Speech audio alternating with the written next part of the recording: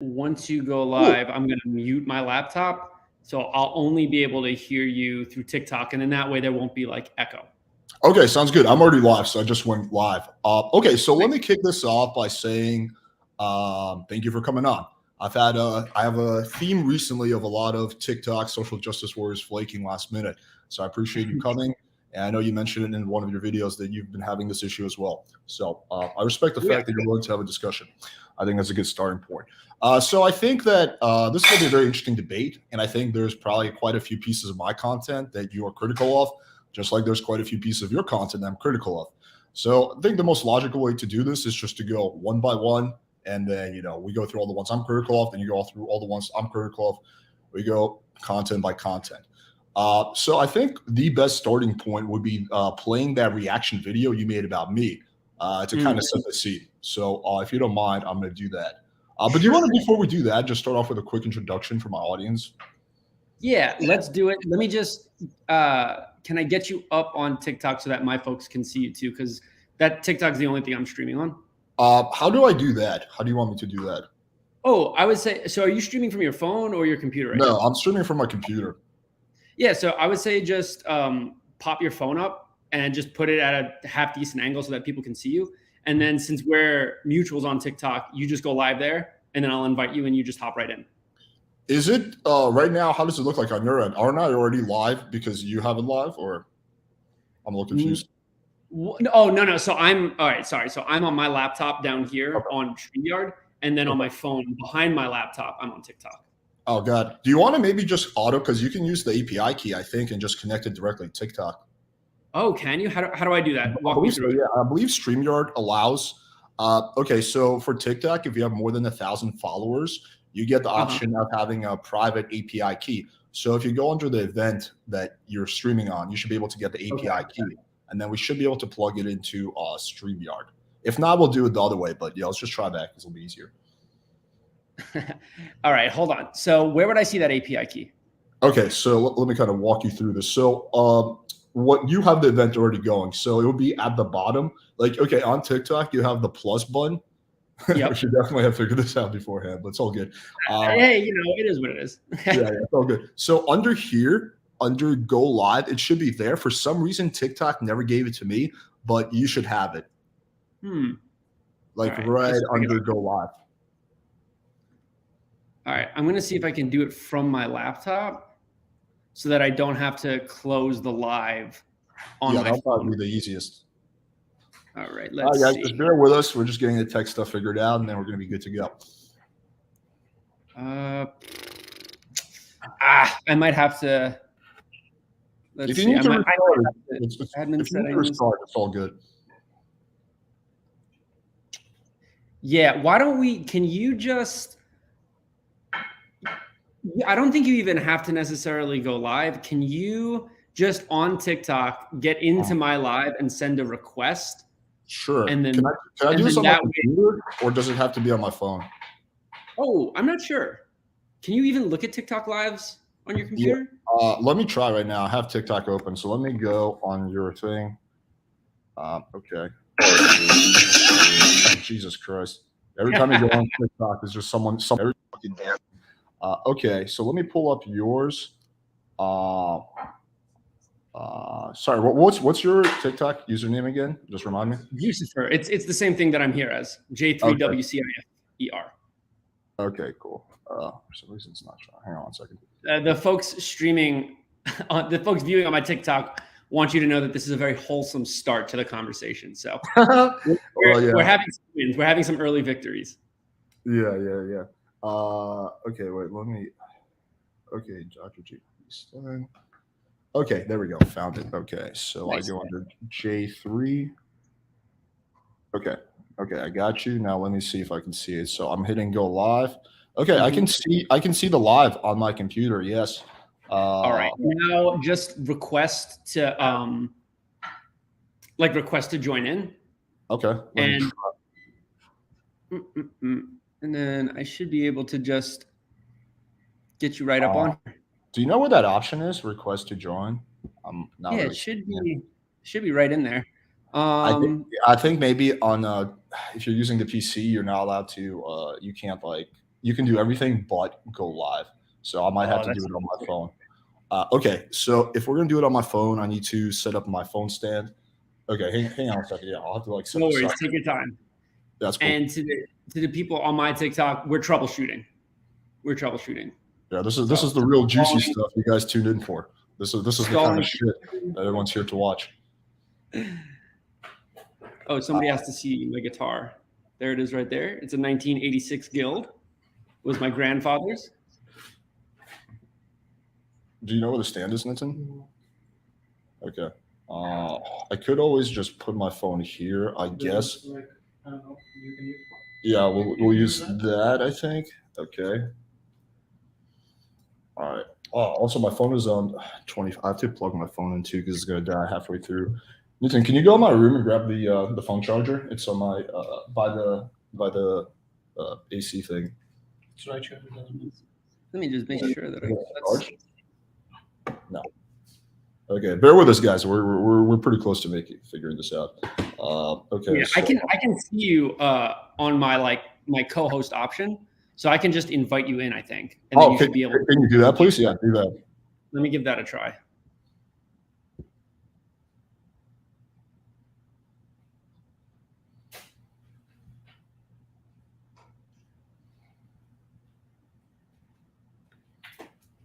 I actually found the phone stand. Okay, good. We found the phone stand. Yeah, Nice. Did you send me the request yet? Yeah, I did. Okay, let me see. Oh, jeez, this is the wrong. I got at least one of your friends in here in TikTok, so that's fun. Okay, I don't see the invitation on my computer, so yeah, I'm assuming it's gonna have to be on my phone. Yeah, Probably. But I think even if you can't find your phone stand, you might be able to just do audio only. No, and then how would I do that? No, it's all good. I think I got my phone stand and everything. So it's just gonna look a little weird because I'm gonna be looking at my computer. So I think they'll understand. Yeah, tell your TikTok audience not like I have a lazy eye or something. It's just the way the optics are. Okay, so even if you did, I don't think they'd mind. Okay, so I joined the thing. Okay, now can you send me the thing again? Yeah, here we go. Okay. You get it? Yep. There we go. All right, I'm gonna mute you on my computer so that I don't get double talk. Yeah, we definitely have to do that. Okay, I'm taking off my audio on my TikTok. And, nice. Okay, wait, I need to turn my camera on. Oh, this is weird. Huh. Can you see me? No, but I don't think it's that big of a deal. I mean, if you really want to be, I don't care. If you're cool with it, then I'm cool with it as is. So okay. Yeah, I'm good with it. I'm just gonna put my phone down. All right. Okay. It sounds good on your end? Yeah, I got people telling me that the audio sounds good. My girlfriend says she wants to see you, but babe, if you want to see him, go on StreamYard. Oh, your girlfriend wants to see me. Ooh, I'm just kidding. Mm-hmm. Okay, so let's start off. I think let's start off with that real quick intro, and then I'll do one as well, and then we'll just get right into it. Perfect. Yeah. So you can call me Jucifer or James. I am a professor of interpersonal communication at a university in Southern Utah. Oh, I'm getting feedback. I wonder if I can put that to an end. Yeah, I was worried that would happen. Yeah. I wonder. Oh, it's probably because the audio is coming through your laptop, huh? Yeah. I turned the audio off on my phone, but I could try putting headphones in my. No, I've got a better idea. I'll be right back. 1 second. Okay, that's fine.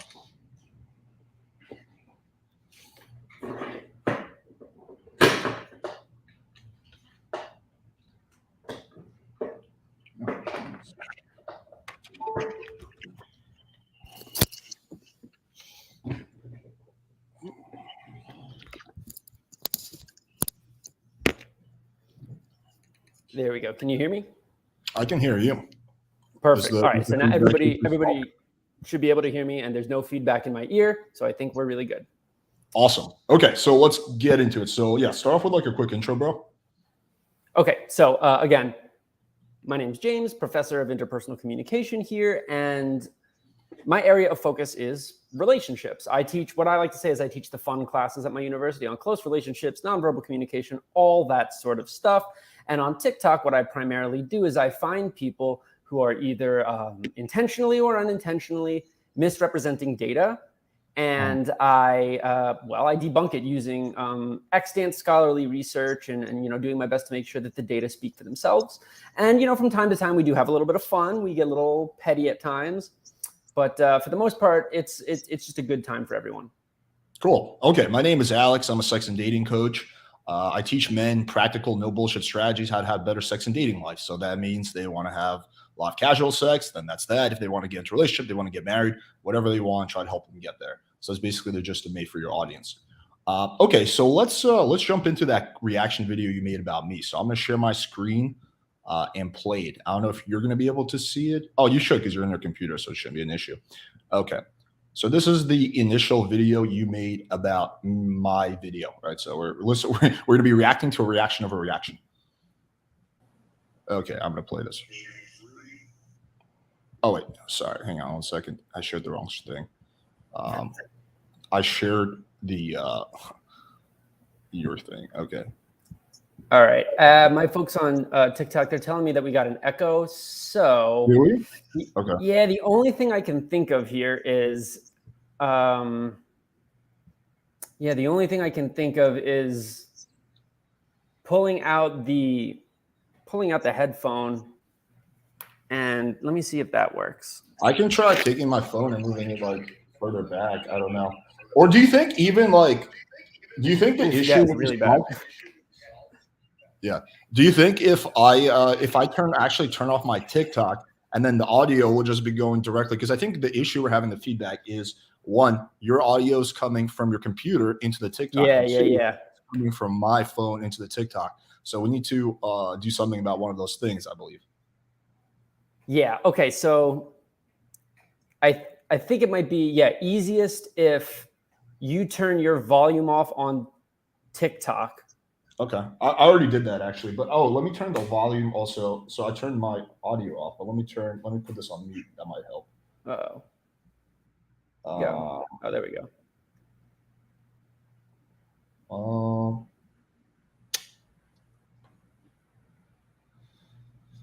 Yeah, I already have my audio like on the off on the thing. So there's no audio coming from my phone, i.e. the TikTok. Maybe can you plug headphones into your phone? That might fix it. Yeah, I can try. Sure. Give me a minute then. In the worst case scenario, and my folks, please keep telling me if we got this echo. It's pretty epic. Okay. In the worst case scenario, you could just get off the TikTok, and I could hold my microphone up to the laptop. Oh, and man, then that way they can hear you. Let's see if this fixes the issue. Okay, now I have my headphones in. Is this better? Let's see. How y'all doing? Any better? I got headphones in, trust me. How are we doing? Well, yeah, let us know, guys.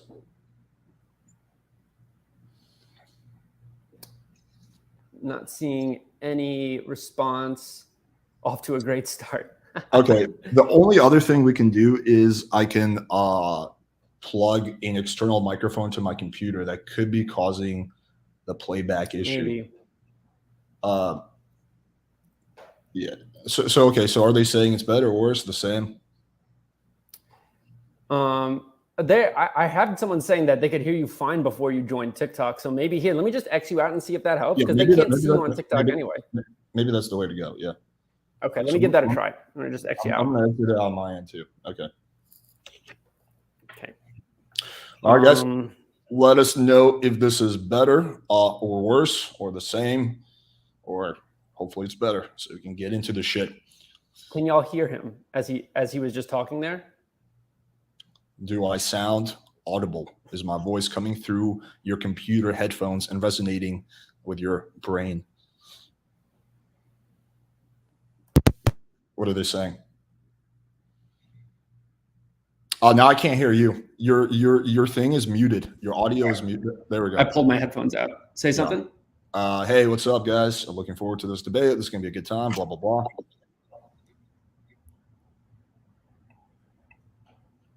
My name is Alex. On the beach. Like,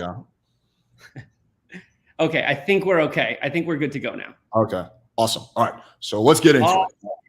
Yes. All right. So you can see this. I pulled up the. So this is the initial reaction video. I think this is a good kicking off point because it basically will set the scene for our disagreements.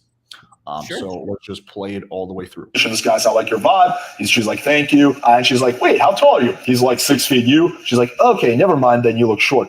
So when a guy asks about a girl weight, he's labeled as fat phobic, an asshole, a piece of shit. When a girl asks about a guy's height, that's just her having standards. Do you guys see the big issue here? Okay. Hold up 1 second. Now, I know you said that was just some guy's Tinder, but are we sure that that's not your Tinder? Like, are we just sure that you didn't get caught lying about your height and you're now trying to make it everyone else's problem? Like, look, I'm 5'10" in shoes and I have never had someone tell me that I'm too short for them. Now, is it possible that taller people have swiped left on me because I'm not as tall as they would like or because I'm even shorter than them? Yeah, that's definitely possible. Much in the way that you've probably swiped left on bigger bodied women simply because you're not into that. But a lot of people are. But like, here's the problem with that double standard you keep talking about. Men have been making fun of overweight women for decades, if not centuries. Like, do you not remember when Spencer's used to sell shirts like this? Like, how do you think that a young woman struggling with her weight would feel going to school every day and seeing men and boys wearing shirt like that every single day? So the only double standard is that men were allowed to make fun of women's bodies for decades and decades without any sort of pushback until very, very recently. And of course, part of that pushback involves some women making fun of men's height in response to them being terrible about women's bodies. So if you feel attacked by a woman talking about your height, it's probably because you've been saying disparaging things about women and someone decided to give you a taste of your own medicine. And I think it's really interesting that you mention underlying health issues as like a footnote. Because like, what, are you asking women for their medical history before you make fun of their bodies? Get the fuck out of here. But hey, man, I got news for you. If women are rejecting you, it's got nothing to do with your height and everything to do with the shit that comes out of your mouth. Speaking of shit that comes out of your mouth, can't help but notice that you've been asking a lot of people to go live with you and debate these concepts and topics. So hey, I'm right here. Let's do it. You and me. Fuck the fact that every single time one of these terrible men agrees to debate me, they bail on me, find an excuse not to show up. You'll be different. I'm sure of it. I'd say that I'm happy to make a fool out of you anytime, but you already do that quite a bit to yourself, don't you? Hit me up. Link to my emails in my bio. All right. So, first of all, kudos for actually joining. We love to see it. who's the what? What did you say? Who's actually joining? Oh no, I said kudos. Kudos for actually joining on the live. Oh, dude, yeah, likewise. I've also been having a big flake issue. So let me kind of outline what I see as problematic and some universal themes I see in your content, which resonate through this video and other videos I watched. And it's literally 3 things that I can point out that happens in pretty much every one of your videos that involve dating. The first one is just genuinely blaming all dating issues on the patriarchy. The second one is bending over backwards to justify weird double standards. And the third one, and this is also one of your trademarks, is trying to make incorrect personal inferences about people who think differently than you. So this is going to just be the constant theme that I'm going to keep pointing out as we go through your content. But let's go through all the points you made in this video one by one and just kind of go through it. So the first one is a really easy one. This is going to be a really easy, simple way to start this off. So you accuse me of lying about this actually being my screenshot. You make the assumption that, oh, this is actually Alex just fucking pretending like it's someone else. So that is completely incorrect. This screenshot is of Facebook dating. You can see by the colors. I don't have Facebook dating because I don't have Facebook. Vice wrote an article about me in 2018, which got me banned from Facebook. So yeah, I mean, like, whoa, slow down.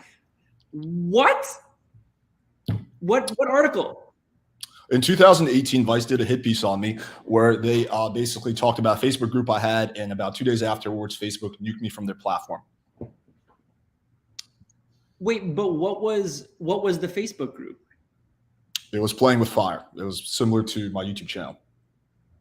I apologize. I haven't visited your YouTube. My only knowledge of your content comes from TikTok. Is it similar to what you do on TikTok or different or? Well, I mean, it's Facebook. You can't like really, it's more like written. It's not videos, but yeah, it was somewhat similar. It was a similar theme. It was raw uncut dating advice. So when you say raw and uncut, what I hear is out of line with the data and, ideologically biased. That's what I hear. So it strikes me that maybe you were saying some stuff probably about women that you shouldn't have been saying and you got reported for it. Is that we can certainly get into all of that. I'd be happy to discuss all that. But I want to go back to the initial point, which is, again, that you accused me of lying about this secretly being my thing. Right. And that's incorrect. So I would say that was more of a playful jab, but point taken. Okay. All right. Fair enough. So, okay. Well, then we can move on to the next thing.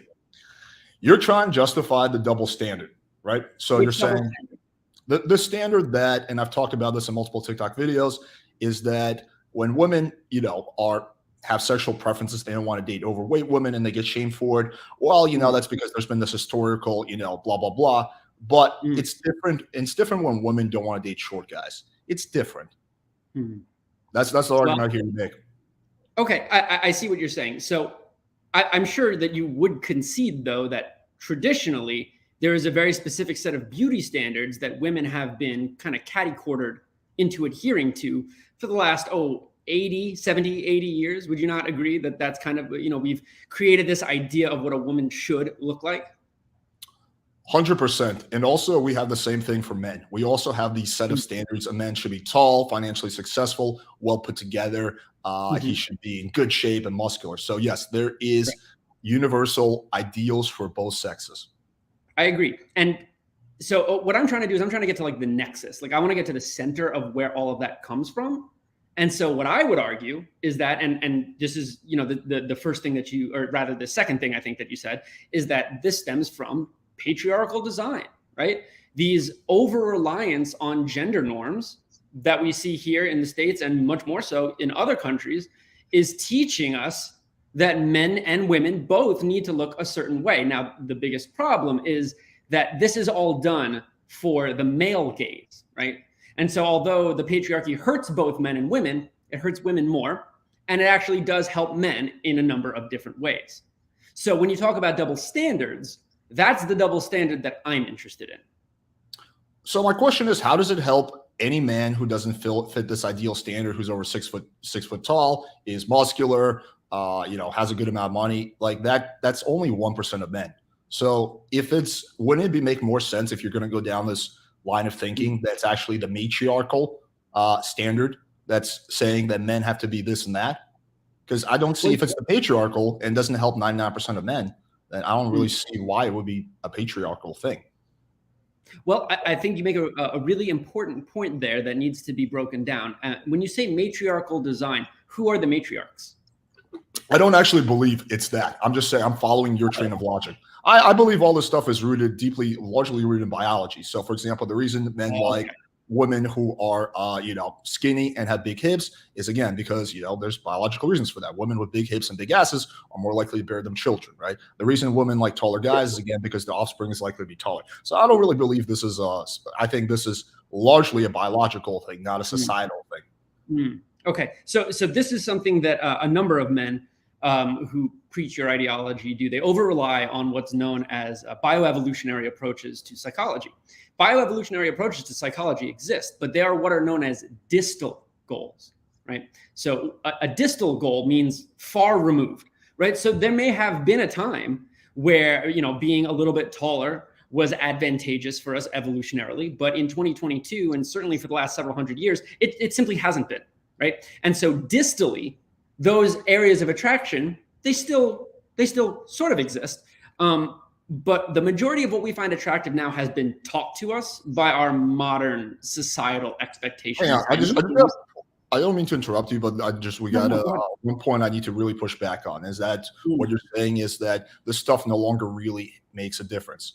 The statistics are completely against with you. If you look at most Fortune 500 CEOs, most of them are over 60% over 6 feet tall. You see this discrepancy between men's height and how well they do in terms of politics or pretty much anything else all the time, right? And it's more than just a coincidence. It's definitely, there's a strong correlation. Furthermore, wait, hold on. You're making a causal claim there. So do you have any sort of evidence that backs that up? Yeah, we we can pull up. I can pull up height of Fortune 500 CEOs. There's been multiple studies done on this. So if you doubt this, I can pull this up right now. Happy to do it. Okay. Okay, there we go. In the U.S. population, about 14.5% of all men are 6 feet or taller. American CEOs of Fortune 500 companies, the number is 58%. And where are you getting this from? This is from Global Network IO, the Global Network for Advanced Management. There's a whole bunch of things. This is not really a statistic that's disputed. There's Economic Times. There's Wall Street Journal. There's a whole bunch of. Really quick, those are what we would refer to as secondary resources. Those are journals, magazines, articles that are reporting on data that have been gathered by other people, right? So what we need to do is we need to find the data that have been gathered by the researchers. So one really easy way to do this is to hop on something like Google Scholar. And that should tell us if there are any scientific investigations of the height of Fortune 500 company owners, and if that height contributes at all to their financial success. So that's the sort of research that we would need to do if we were going to make a causal claim like that. Otherwise, you're really just saying, hey, Fortune 500 CEOs, they tend to be taller.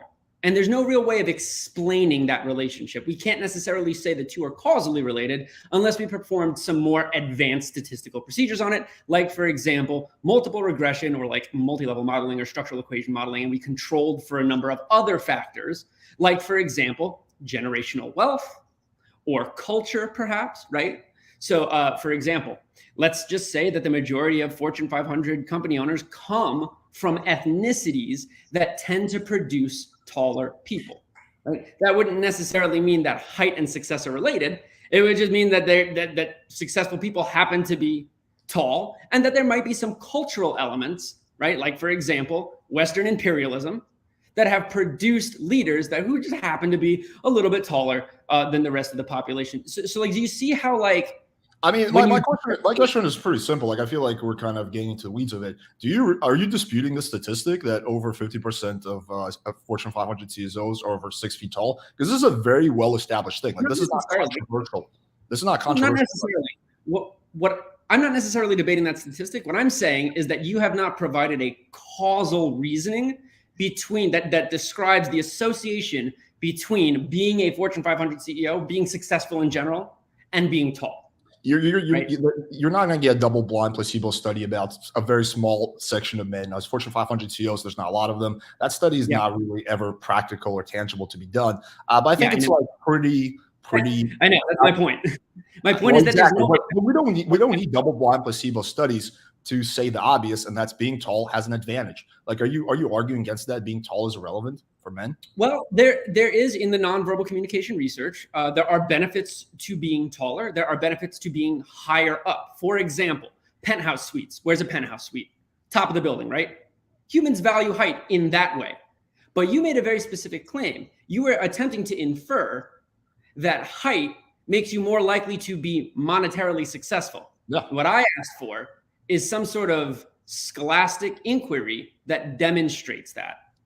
Those studies don't exist. There's a lot of things for which studies don't exist because it's not practical to make them. But I think a lot of it is, okay, would you at least agree that height is attractive to girls, and guys who are taller, if all other factors are equal, are way more likely to have success dating than guys who are shorter? Well, there may be some research on that, but I'm not ready to make that claim without some sort of empirical support. But like, dude, like, do we really need to like go to this level of nerding out? Like, can we just like go by the fact that the vast majority of girls say they want taller guys? Like, do we really need a double-blind placebo study for the fact that women find height attractive? It doesn't need to be a double-blind placebo study. It can be a self-report study. It can be a study that gauged Likert style. It can be a descriptive study. It doesn't have to be double-blind placebo. I don't do experimental design in my line of research. I do mostly self-report surveys. But if that phenomenon were real and worthy of studying, somebody probably would have looked into it. Now, look, I'll concede this. Height is attractive for men, women, NB folks. We have a very specific set of beauty standards in the Western Hemisphere that values height in both men and women, right? Well, no, for women, we don't. No, being tall can actually be a disadvantage for a woman, at least when it comes to dating. Like being over 5'8" can actually be a big disadvantage. Well, so most models, not all, most models are quite tall, are they not? Yeah, this just comes when it's modeling. I've talked to multiple girls who are on the taller side. I know a lot of female dating coaches on the taller side, and they all say the same thing, that being over a certain height as a woman can be, aside from something very niche like runway modeling, aside from that, can be disadvantageous when it comes to dating.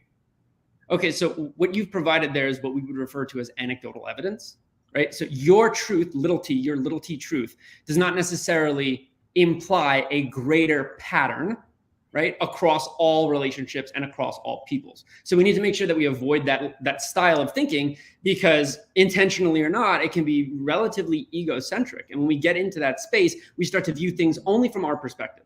And we need to make sure that we're being objective if we're talking about general trends that exist, at least here in the States. I mean, You know what I mean? these are all facts that are not really in dispute. Like if you talk to women, not in dispute in your lived experience. And that's a valid lived experience. I'm not trying to take away from what you've gone through and been through in your life. What I'm saying is that in order for it to be accepted by me, a scholar, right, who studies relationships, there needs to be scholastic research done. If I make the claim that body odor is unattractive, would you need to see a study for that? Or like, at what point can we say, okay, this is kind of common sense? So there are studies on that, right? There are studies on the major histocompatibility complex. And what they have found is that like perverse body odor is just quite unattractive, right? But but let's say there wasn't a study. Like at that point, could you just be like, okay, it's pretty obvious that women don't like men who smell bad. Like at what point can you just be like, this is common sense? Okay, you bring up a really interesting point there. So you used the word bad, and I'm glad you did, because what we know about studies of olfactic stimulation is that folks have different preferences. And again, it's related to something called the major histocompatibility complex.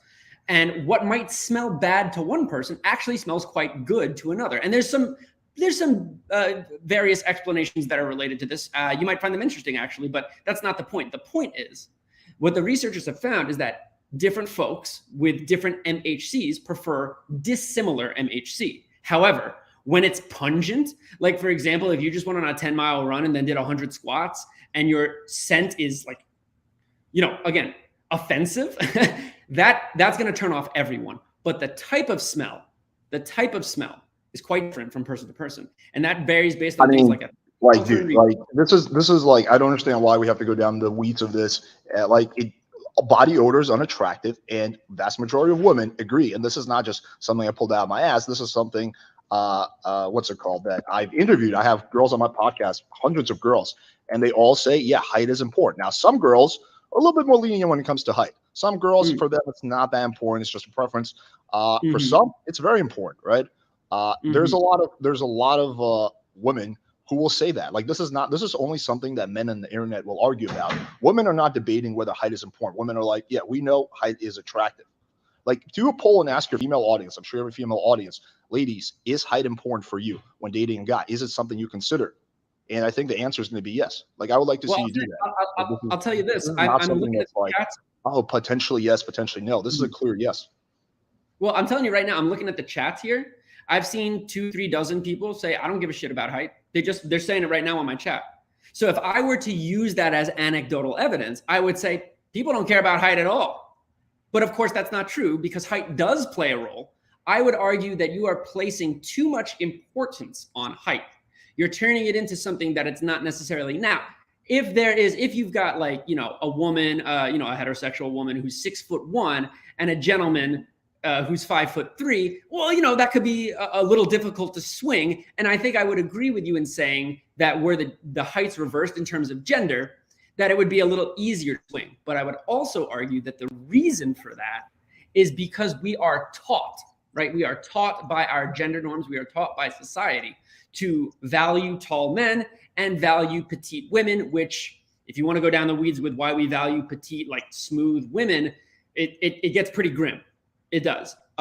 So I'm not here to necessarily debate that. But what I'm saying is you can't just make blanket statements like every single woman cares about height, because No, that's I never said that. I don't you were think sure every implying it. I never said every single woman cares about height. I think that height is generally speaking important for women. And here I know you're a big fan of studies, so I found a study from Psychology Today. Women prefer to date taller men. Tall men attract more desirable partners. So, like, when we can go into like the actual study here, I don't think it's necessary. I think it's a pretty well established fact. And this is going to be a very, very, very long debate if we like start getting into the weeds of things that are like common established knowledge, that women, generally speaking, prefer taller men. If you're a taller guy, you're going to more likely have much more success in dating scene than if you're a guy who's on the shorter side. I've coached many guys who are on the shorter side. The struggle is real, right? For taller guys, not so much. You and I, both on the taller side. Not an issue you and I are going to experience. I'm taller. I feel like I'm very average height. You're 5'10" and a half, you said, right? 5'10" in shoes. Yeah, okay. You're like average, slightly above average, but you're not a short guy. But listen, I just want to bring something to your attention. I'm sure that Psychology Today article cites a legitimate study, but that Psychology Today article is not itself a study. I want to make sure that that's known, right? So, yeah, I just really don't think we need a study to come to the conclusion that that women prefer taller men. Like, just like we don't need a study to come to the conclusion that men prefer girls with big asses. We don't need a study for that. That's just common established knowledge. Well, so actually, I'm glad you brought that up, because it's actually got very little to do with the glutes, and it's more about something called waist to hip ratio. Yes, but even so waist to hip ratio, again, that comes from evolutionary psychology. It is a distal factor in predicting attraction, right? It's something that we don't necessarily consciously take into consideration. Like, we don't look at somebody and say, okay, let me calculate that person's waist to hip ratio. It may be one of many different factors that contribute to whether or not we find someone attractive. And that's all I'm really trying to say here, right? Okay. I would argue you are placing too much importance on height. There are many other physical factors that come into consideration when heterosexual women determine whether or not they want to date heterosexual men. No one is denying that, but height is a very important factor as well as other things, as well as fitness, as well as your facial symmetry. There's a whole bunch of host of other factors, not just height, but height is an important factor. And I think we'd be extremely disgenuine to try to argue against that. Well, I want to get back to the initial point, because we're kind of getting into a side tangent. And that is this, in that initial video that I reacted to, you're trying to justify the double standard. That it basically it's justifiable because women, they've been whatever, been made fun of for their weight, blah blah blah. If you're going to try, you can't just blah blah blah decades and decades of societal abuse. You can't just blah blah blah that. So that's crazy. What is this? Is a societal abuse any different than short guys?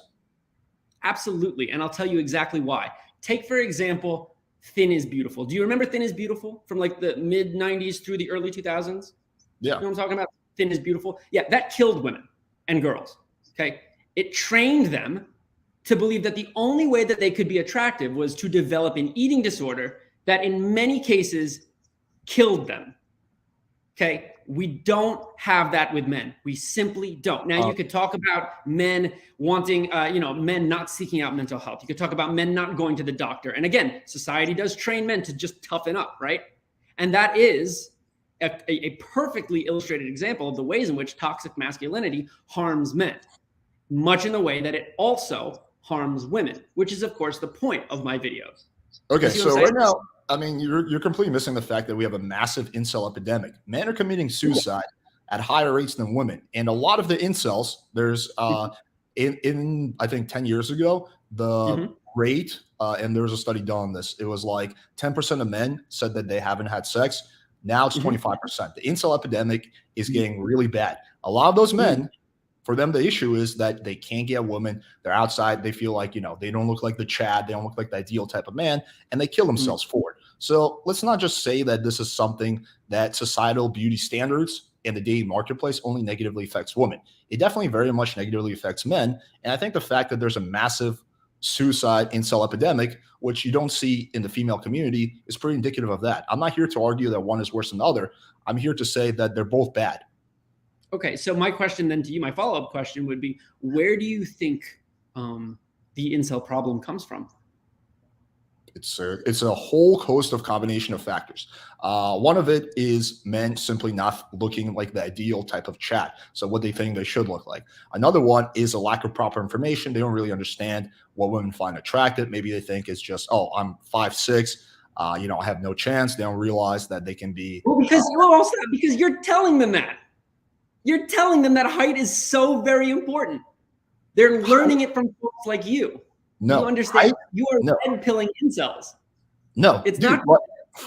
No, dude, I'm telling the guys the truth. I'm saying yes, height. I'm not going to lie to people and say looks don't matter. That is a lie. I tell them yes, height does matter. There's also you can't control height. Height is outside your control. However, there are the things that are within your control, like your fitness, like your body fat percentage, like your ability to talk to women, like your finances, like a whole host of other factors, like your game, your personality, your charisma. So I tell guys the truth. I tell them yes, there are certain things that are outside your control. But what I'm not going to do is lie to them and sugarcoat it and say, guys, height doesn't matter. It's barely important. That's not factually correct. Women care about height. Okay, so don't shift the blame for the incel epidemic on me. I'm doing something to solve that problem. Look, I'm not saying that you're single-handedly contributing to the incel problem in this country. What I'm saying is that there is a growing swell of young, mostly white men who are gathering on certain social media platforms, places like Reddit, 4chan, and to a lesser extent, back when it was a thing, 8chan, echo chamber, where they say women only want tall men, women only want chads, women want this, women want that, without listening to the women in their lives. And they create this echo chamber that then transfers them into the black pill region. And that's how you get violence, right? Okay, so which is something I've been fighting against since the start of my channel. I've gotten countless, hundreds, if not thousands of emails, comments saying, dude, I thought I was fucked. I was becoming an incel. I was going down the black pill path. I found your content. Now I have hope. I have a girlfriend now. I'm doing so much better. My self-esteem is better. So let's not lump me into that category of guys who are telling them it's hopeless. I'm not even close to that. I've been fighting against that. Just like I like debating people on TikTok, I debate a whole bunch of black pillars. I've debated more black pillars than anyone I know on the internet. So don't lump me into that as if I'm part of that problem. I'm working on this. I'll admit I'm not solving the problem single-handedly. I'm not the only one, but I'm working on the solution to that problem. I'm not contributing to the problem. I'm not trying to say that you're black pilling people, but based on that's what you implied earlier. No. I'm sorry. I think you're more red pill. Am I wrong to say that? Yeah, you are. I'm not really. I don't agree with a lot of the red pill concepts. I also debate red pillers quite often. If you put me in the community, it would be in the pickup community, even though I don't identify with any community. But yeah, closest would be the pickup community. Okay, that's fair. I would argue that the pickup community, as you called it, is part of the pipeline that takes people to the red pill. That's what I would argue. I would argue it's literally the other way around. The pickup community. Let me use myself as a perfect example. When I was 18, 19, I had major depression. I was not successful with women. A lot of that had to do with that simply I didn't understand what women want, how women operate, what's attractive, what's not attractive behavior. I had low self-esteem. There's a number of issues. I discovered the pickup community when I was 20, and that took me down a path. It was a long path where that fixed a lot of my issues, my self-esteem issues, my ability to get women, my ability to have social interactions in general. Now I have a great girlfriend. I have a great business. I have healthy self-esteem, and there's stories like mine for days. I've had I don't know how many emails, messages like that. So what I'm offering, what I can't speak for all the other pickup channels, but what I'm offering is guys is practical, tangible solutions they can start implementing today. So quite often, like very, very short summary of what my advice would be like, okay, dude, let's establish where you're at. Okay, now let's fix all your weak points. You're kind of skinny, so let's get you going to the gym. You live with your parents, so let's get you a job and get you living out of there. Your fashion sucks, so let's fix that. Your haircut is a little whack, so let's get you a good haircut. Let's get you looking better. Then let's focus on your charisma and your confidence. Let's get you out there talking to girls. Let's get you on dating apps. Let's get you good photos. That's a very, very overly simplified version of the advice I give. That is not even close to taking them down the red pill path. What I'm not saying, which what the black pillars are saying, is like, man, you're not this Chad. You're not the 6 foot guy. It's over for you. That's what I've been fighting against since the start of my channel. Okay, so what I would say is, and I'm sure you know this, women don't like your content. Well, no, that's also not factually true. Some women on TikTok don't like my content. Okay. Let me rephrase. Let me finish. Go for it. I have dozens, if hundreds of women who very much like my content. Today, I got a DM from a girl who said, I just got out of a relationship. I was a little bummed out. I discovered your content. Helped me understand how men function. I'm a big fan. Keep doing what you're doing. I've had many women come on my stream tell me that. Many women on my podcast. I have many female fans. I've coached a lot of chicks. A lot of girls literally hire me for one-on-one coaching. So no, it's not that women don't like my content. There's some women on TikTok, the TikTok social justice warriors who get triggered, don't like my content. A lot of women also do like my content. Okay, that's fair. I'll say two things. First, I misspoke. I'm not implying that all women hate your content. I'm implying that the grand majority of women disagree with the way that you categorize the lived experience. Where's that statistic coming from? The vast majority of women. Where are you getting that from? Well, so you said you have done dozens, maybe hundreds of women, right? Maybe who reach out to you. Okay, so and this is not a brag. I have hundreds of thousands of women supporting the things that I say. You see what I'm saying? Like, so that's called the bandwagon. So, like, for example, I mean, I'm sure you could just look at your ratio. What percentage of your followers are women? Yeah, so that's called the bandwagon fallacy. This is when you assume that because a lot of people. No, that is absolutely not the bandwagon. I'm sorry. I teach public speaking, right? I'm very well aware of the fallacy. I just asked you a simple question. What percentage of your followers are women? On which platform? Which platform we're talking about? I don't know, TikTok. On TikTok, I don't know. I think it's like, I don't know on TikTok because I haven't looked at it in a while. On YouTube, I can tell you it's like 10% women, 90% men.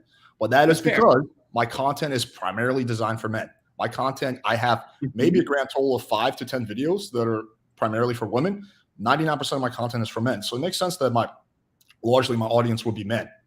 Yeah. And so what I'm saying is when you craft your message for men like that, you are discounting the lived experience of women, which is why you have a 10% following of women and I have an 80% following of women. Now, me personally, I wish I had more of like a 50-50 split. That's just me personally. It's just that unfortunately, men require a little bit more teaching when it comes to like the principles of like basic, some people like to call it feminism. I mostly just call it anti-misogyny, basic human decency. When it comes down to it, right? There's nothing that I get more excited about than a man who says, you've really helped me to rethink the way that I view women. And what I traditionally find is that men with channels similar to yours present relationships in a way that is overly transactional and focused entirely on things like aesthetics and simple one-shot issues rather than unpacking the nuance required to understand how relationships work, which is, of course, what I study. Right? That's the whole reason that I'm kind of on TikTok in the first place, to remind people that it's not so simple. It's very complicated. It's not just that you're too short and that you're not fit and that you live with your parents. I dated plenty of women when I was living with my parents. It's not a big deal. People will understand. And I think that that's the biggest thing that's missing from your message, which is if you want to be a desirable companion, not just in, dating relationships, but to anyone, like empathy is so key. Like listening to people, bettering yourself, admitting that you are not done unlearning the harmful things that we've been taught in our society. And men are taught more harmful things than women. It just is that way. So does that make sense? So I want to make sure you don't feel like I'm accusing you of anything. Let's unpack what you said. So the first thing is the fact that you have much higher ratio of women to men on your channel, and I have a much higher ratio of men to women, has nothing to do with who's right, whose message is correct. That is an irrelevant factor. Your content, for whatever reason, appeals to women more. My content, for a very obvious reason, because practical dating advice for men appeals to men more. There's really not much reason for women to watch my content unless, one, they really find me charming and funny and just they're watching it for me. They really watching it for my dog. Or two, they're trying to maybe understand how the other side thinks, which very few people are going to take that type of message. Just like men are not going to find like a female dating coach and try, okay, let me see what she says for women. Like that requires a lot of effort and consciousness. So that is completely irrelevant point. I'm happy that you were able to attract a nice female audience, but that certainly doesn't negate whether my content is correct or not. It has nothing to do with whether my message is correct or not. So that's the first thing. The second thing is, well, actually, there's a lot to unpack with the second thing is you mentioned that I quite often miss a lot of things and that you have a lot of data or something along the lines of that. Okay, so I don't know how familiar with my YouTube channel, but I've done hundreds of podcasts where what I do is I gather on the couch behind me, I gather women, real life women, and I ask them about issues. I'll say, okay, what do you think about this? What do you think about that? Which of these photos do you like more attractive? So just really quick, do you know who else does that? Myron Gaines, like the most hated man. But like, that's a pure. I'm the same. That's like me saying, dude, you know who else had a TikTok? Hitler. Like, it makes no sense. Like, who But cares? Hitler didn't have a TikTok. What are you talking Right, I'm about? just saying it's a relevant point. That's like, oh, you know who else wore like a green suit? Fucking Stalin. Like, it makes no But difference. he didn't. But he didn't. It makes no difference. It's an irrelevant point. I understand. I'm not a big fan of Myron Gaines. I've called him out countless times. As you should. I appreciate that. As you should. So, like, just the fact that, like, this is such an irrelevant point. Just the fact that Myron also interviews women doesn't mean that interviewing women is somehow inherently flawed. So, anyway, Okay. the point I'm making is that this is not just stuff I pull out of my ass or just hear from men. This is stuff that I hear from women, women who I interview, women who I have on my channel. That is how I gather data. That is how a lot of the stuff that I teach comes from. It doesn't come from it doesn't come from just random men. It comes from women. That's fair. May I? Yeah, go ahead. So, okay, this is a really, really important part of research methods. You know, I teach research methods at the university level. And I'm not, again, this is not me taking away your lived experience. I believe the things that you are saying are true. I believe that they happen. I'm sure I could go on YouTube and find videos of you talking to women. When you use the word interview, you are describing a very specific research process that you are not trained or qualified to do. And I know that might feel like splitting hairs to you, but I'll explain to you why it's not.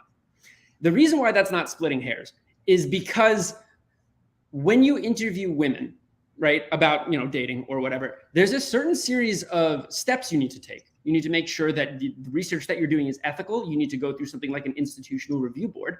You need to make sure that your target audience is not biased or skewed in any way. For example, have you ever considered that perhaps the sorts of women that you have on your YouTube show have an ideology that is skewed in a way that, for example, overvalues height, just as one example, right?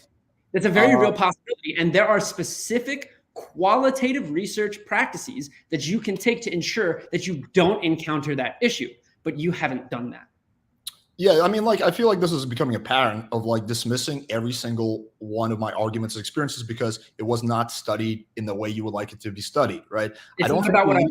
It's not about what I like. It is about making sure that we uncover the data and explore them in an ethical, practical, and realistic way. That's what I mean. I literally teach classes on this. There's really nothing unethical about me getting 3 chicks on my couch and asking, hey, do you like this guy's Instagram? What do you think about this guy's Instagram? What do you think is missing? What do you think? Like, we don't like this is I'm not performing human trials or something like that. So I think the ethic part, like, I don't even know how you would do this stuff unethically. Well, you hold the gun to the girl's head and you say, okay, you have to give me an answer. Like, yeah, it just doesn't really apply. But yeah, I don't think you can just dismiss. It does, because you're making inferences about relationships, right? I don't think you can just dismiss. You're claiming that you have data, but you haven't, and you don't, respectively. And that's nothing personal. It's just the way it is. So you can talk about your experience, and I would encourage you to. But when you talk about relationships in general, based only on your lived experience, that's when it's problematic. But it's not just based on my lived experience. It's based on the hundreds of women that I've interviewed. But now you're saying that doesn't count because I didn't interview them properly.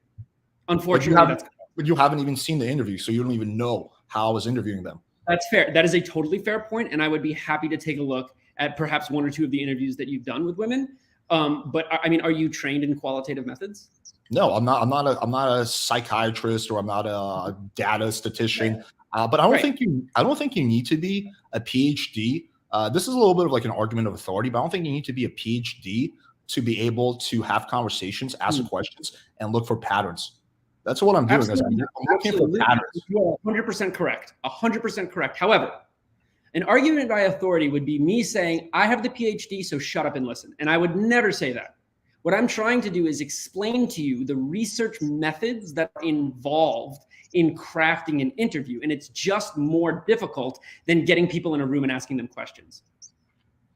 It's not practical for me to perform double-blind placebo studies about anything and everything. But again, just because I haven't followed those exact research steps that people, follow in academia, does not discount the hundreds of interviews and conversations I've had with women on camera who stated their opinions. And I think a lot of the stuff, like, I want to get into the specifics, but a lot of the stuff, the points I make are deeply rooted in common sense, time and time again. Like the And height. you know what?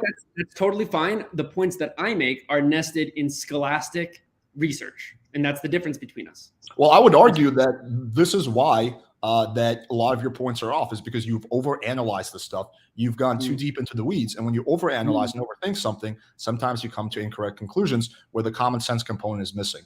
Again, not a personal attack, but that's kind of my observation. I do not at all feel attacked. Okay, good. I mean, we simply have different ideological perspectives. You place value on you and your lived experience. I place value on the experts who have dedicated their lives and careers to studying these phenomena. Who are the experts, though? Like, which studies are we talking about?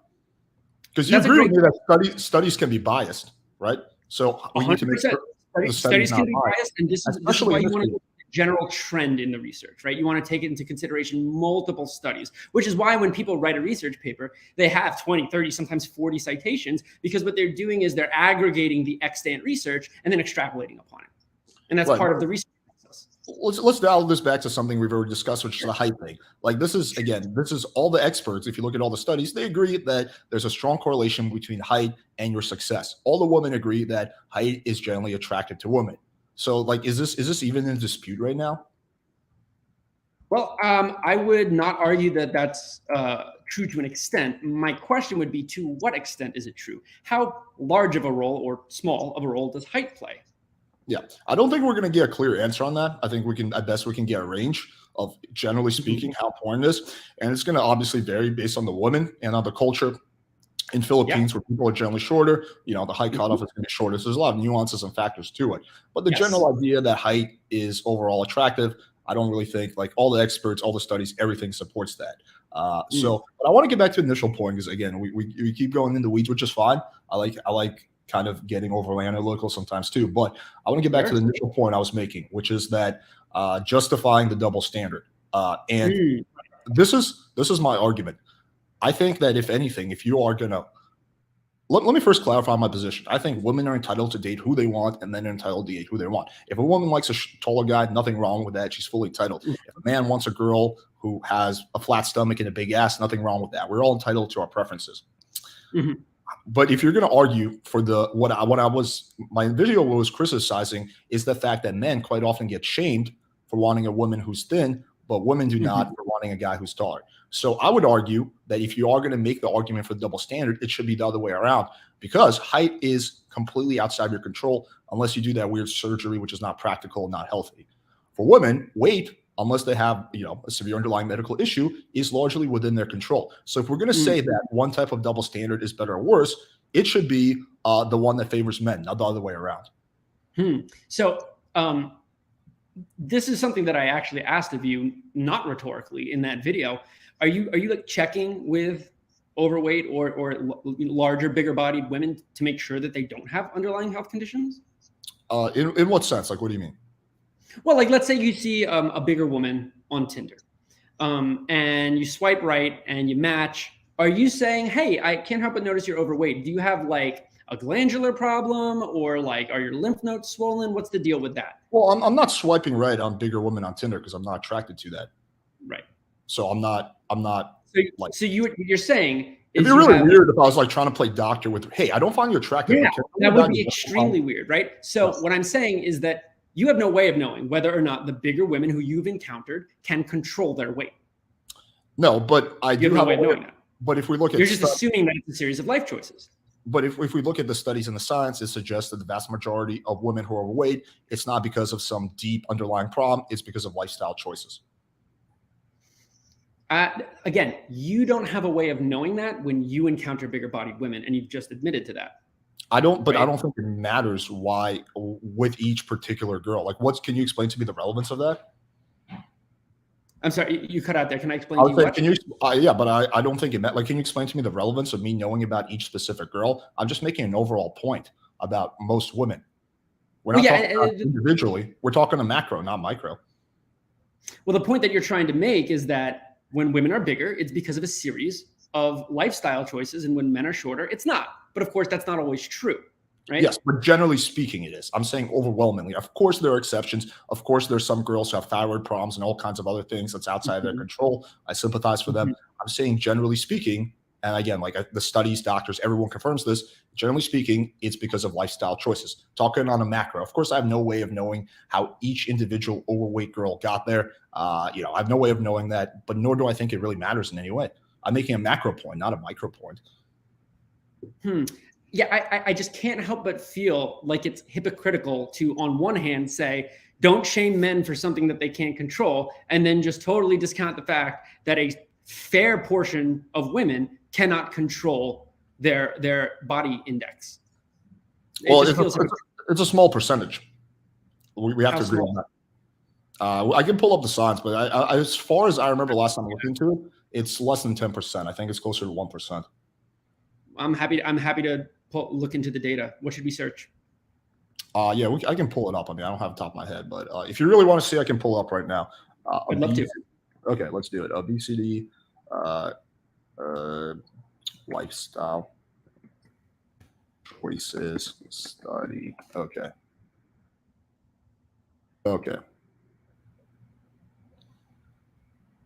Let me see. 1 second.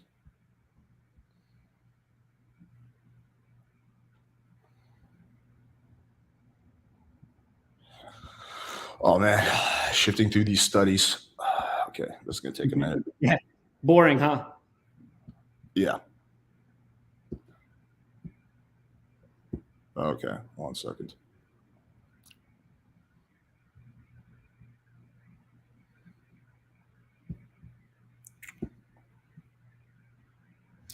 Yo, in the chat, if you guys can find the study that talks about this, you can help me out. So in the chat, I'm giving you guys a mission. Overall work suggest strategies improve. Oh,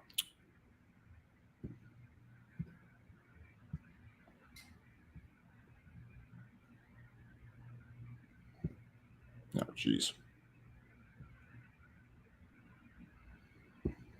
Okay, there we go. I think this is it.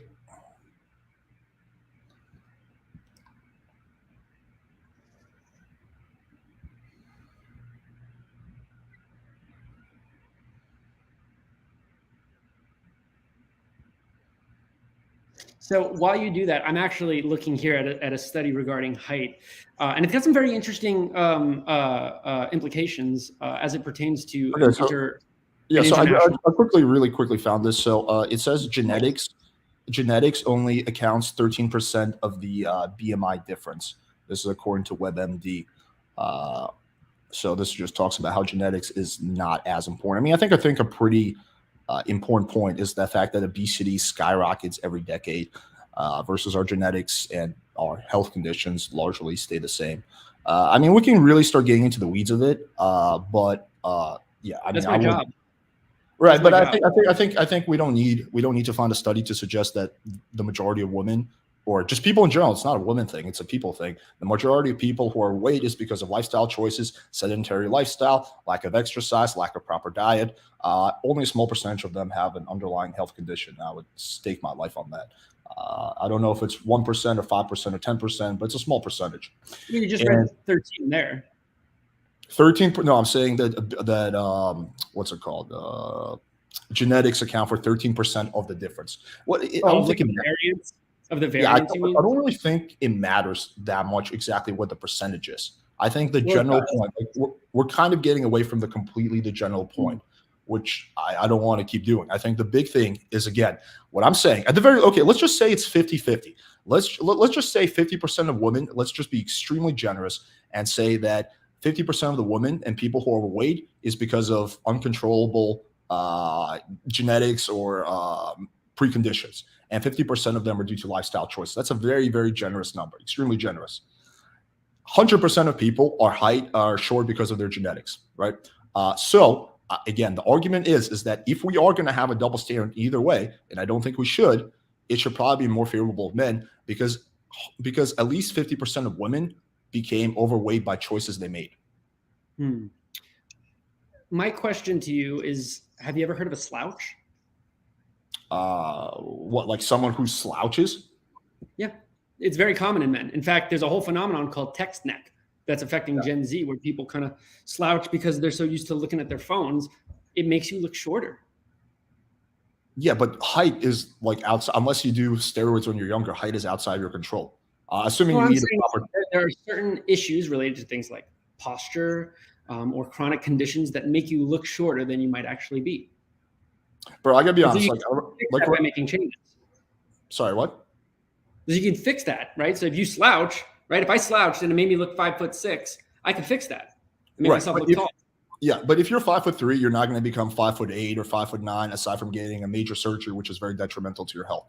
Even then, you can only go up 3-4 inches. So, again, height outside your control. Yes, you can look an inch shorter by fixing your posture, and I'm a big advocate of all of that. You're not going to go from being short to being tall. So I don't want to I don't think we should deflect from the issue. And again, that is assuming. Let's just be very generous and say 50% of women who are overweight, or just people in general, got there because of lifestyle choices. 50% of things outside their control. 100% of men are short because of genetics. Doesn't it make more sense to give the benefit of the doubt, or to favor the double standard in men because it's completely outside their control? Well, I'm going to say no. And the reason that I'm going to say no is because, like I said in my video, what we don't have is decades and decades and decades of women making fun of men's height, selling shirts that say no shorties, right? Or, creating, media that shames short men. Whereas, for example, there are thousands of movies and television shows that reinforce that the only pretty women are thin women, right? And that's something that we've been doing as a society for decades and decades and decades now. We've been doing the same. We haven't at all been doing it with men. What I'm saying is that it affects women much, much more. Not to mention the fact that, as you earlier stated, when it comes to men being short, there are other factors, right, that can contribute to their success in relationships. I think you listed things like style and physique and money. Of course, there's also things like personality and the ability to be compassionate. There's a bunch of other things like that, right? Same thing with women. There's other factors besides their weight. Yeah. Of course. Nobody wants to date a terrible person, whether they're a man, woman, or anything else. So right? that argument would be mute, because there's factors for both sides that can make them more or less attractive. In terms of the first thing you said about, I don't think you have any way of proving, and if you can, I would love to see it, that the discrimination overweight girls have experienced is worse than the discrimination shorter guys have experienced, because I've seen countless examples of this. Girls who blatantly say in their Tinder bio, no short guys. It's pretty rare that you see a guy say no fat chicks. In movies, you see the short guy, the ugly guy always being the pun of the joke, right? And then the tall, charming guy comes along. So you see this time and time again. Men are programmed to say, if you're short, you're far from the ideal. I don't know if either one of us has a way of saying which discrimination has been worse. Like, how can you prove that? So once again, it is at times like this that I prefer to turn to the data. In this case, I think that the best sort of data would be rhetorical analyses. So these are scholars who have explored how media has portrayed men and women over the course of decades. People have written dissertations on this and books on this. And what we find is that traditionally, as you said, a very specific type of man and a very specific type of women, mostly white men, mostly white women, right? Kind of like Aryan types for the longest time, have set the beauty standard here in Western society, right? Now, the question becomes, who sets the standard? And the answer to that question can be found by exploring who has the power. So, in Western society, who have been the lawmakers, the media executives, the decision makers throughout our history? So this kind of goes back. This kind of goes back to the initial point I made about most of your arguments boil down to blaming things in the patriarchy. At this point in time, so there's someone else who you would like to blame. I don't think we need to blame anybody. I don't think we need to blame anybody. That's the thing. That's the big difference. I don't think we should be victims or blame people. At this point in time, women have all the same legal rights that men do, with the possible exception of Roe versus Wade and the whole abortion thing, right? Aside from that, women have all the same legal rights on paper that men do. But did they always?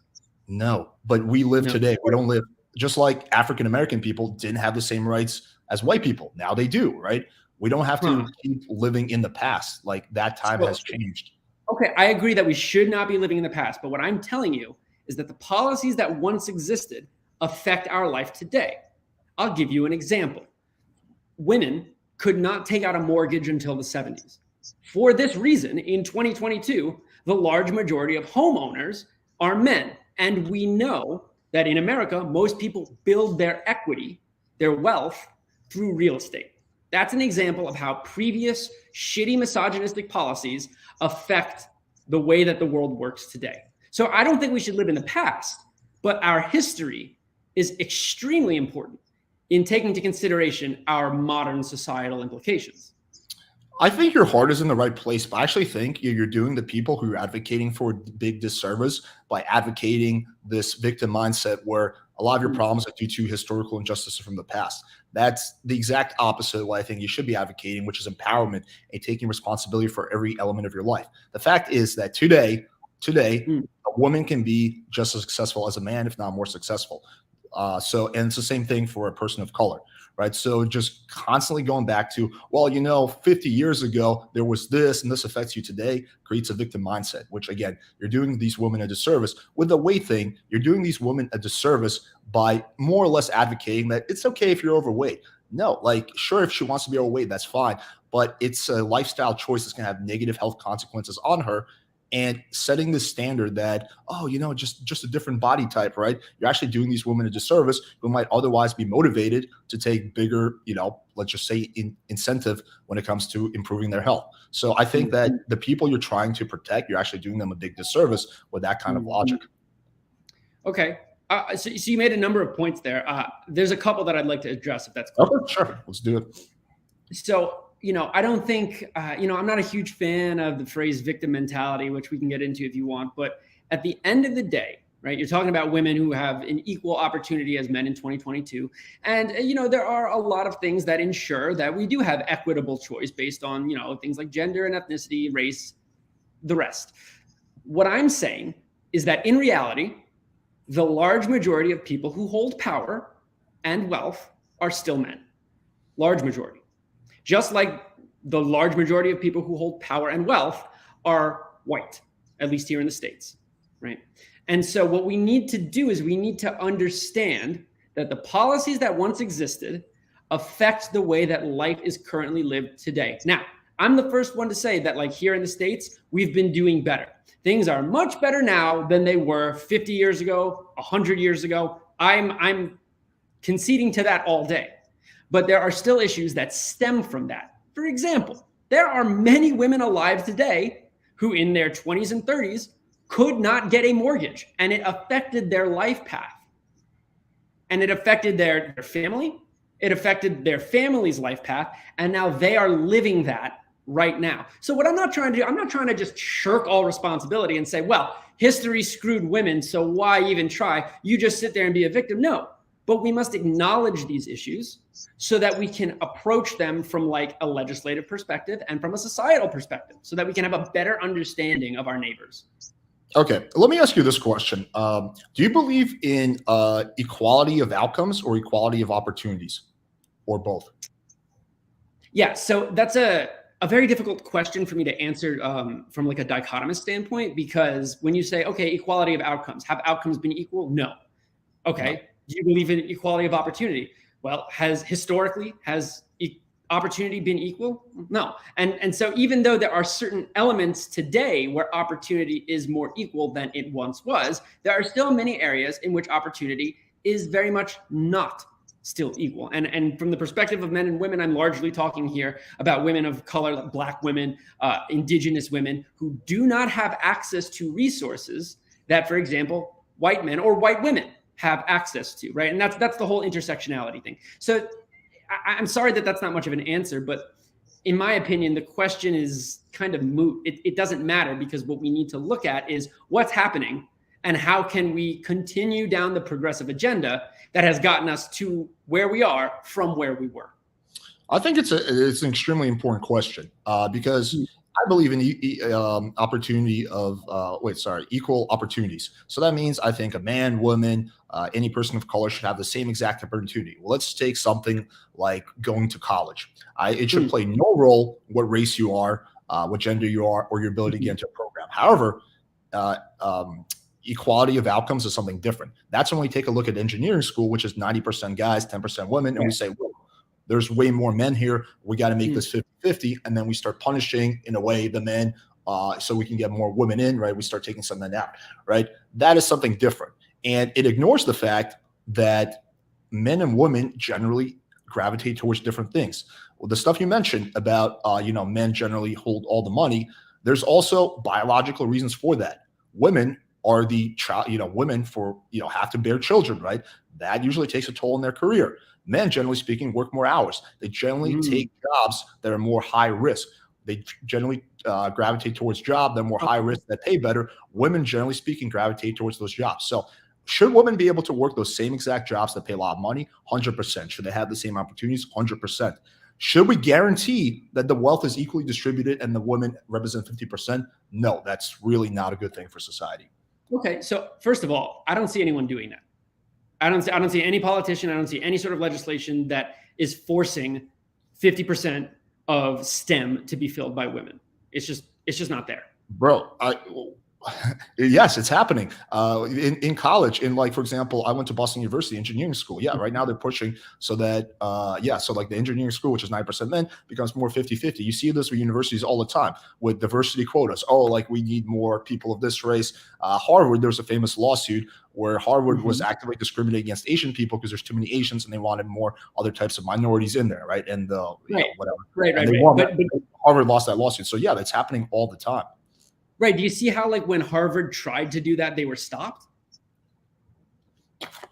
They weren't. Well, they were sued and they lost the lawsuit. But this stuff is happening all the time. Now we're getting into political issues, which is a whole thing in of itself. But yes, like that does happen. There's a lot of people on the left who push for that. Yeah, not just equality of opportunities, but equality of outcomes. Why is it that, and you can push for it in different ways. You can push for it through legislation or just push for it through general, misleading arguments. But yes, like you just mentioned, like, well, we have to look at the fact that more men have money than women, blah, blah, blah. Okay, that doesn't mean women don't have the same exact opportunity to make money as men do. This just means that, again, and you can say the history plays a role in this at this point in time, that because of whatever 50 years ago, the more just that plays a role. I would agree with you. But the big reason for this is, again, because men and women choose different careers. Men typically work longer hours. There's a whole host of reasons why men, generally speaking, make more money than women. And that's okay. So my question would be, wouldn't it be worth it to implement policies and programs that encourage women to participate in things like STEM, right? If STEM is 90% men, wouldn't you say that that's like kind of an issue, and that perhaps women have been restricted historically from accessing those jobs, and that currently today in 2022, with many women who are in STEM find themselves bullied, attacked, made to be uncomfortable from men who simply don't understand social etiquette around women? Like, isn't that worth probing and exploring?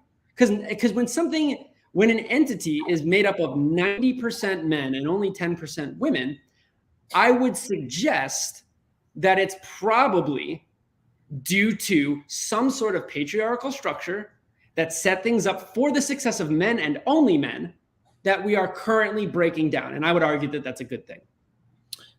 You don't think it could be just that men much more naturally gravitate towards STEM fields than women? Like, would you say nursing? Nursing is primarily women. Would you say there's some kind of matriarchal thing that keeps men from being successful nurses? No, I would say that there's a patriarchal thing that keeps women from being nurses, because women are taught to be caregivers. So you don't think there's any kind of inherent thing that women, because they're mothers of children and men are not, that they have a biological want to be the caregivers? Oh yeah, no, I think there is, but as I've said several times before, it is distal. Right? You think it's like minimal, right? Yeah, it is distal. The evolutionary factors that once contributed to our societal norms are thousands of years in the past. Thousands. Now, the norms that we have today stemmed from those early norms, those like prehistoric norms. What we have today stems from that, but it's so far removed that the mechanisms that are propelling those norms, Those mechanisms are entirely societal. I completely disagree with you. Evolution takes millions of years to change your biology. It doesn't happen in 200 years. Our biology is exactly the same as it was in the 1800s. That hasn't changed at all. Evolution takes hundreds of thousands, not millions of years. So all the same forces that drove our civilization to be the way it is still very much apply today. Again, evolution operates on millions, right? Not hundreds of years. Okay. So I don't think they're mute at all. I think they're. I'm not saying that we've evolved. That's not what I'm saying. What I'm saying is that our society has advanced to the point where, for example, we no longer need the I'll say biological separation that we had 3,000 years ago, 5,000, 10,000 years ago. We just don't need it anymore. We have. What do you mean by that? Can you expand on that? What's the biological separation? Well, you know, the idea that like men are the hunters and women are the gatherers, women raise the children, and men go out and build the shack or whatever, things that perhaps our deep ancestors did.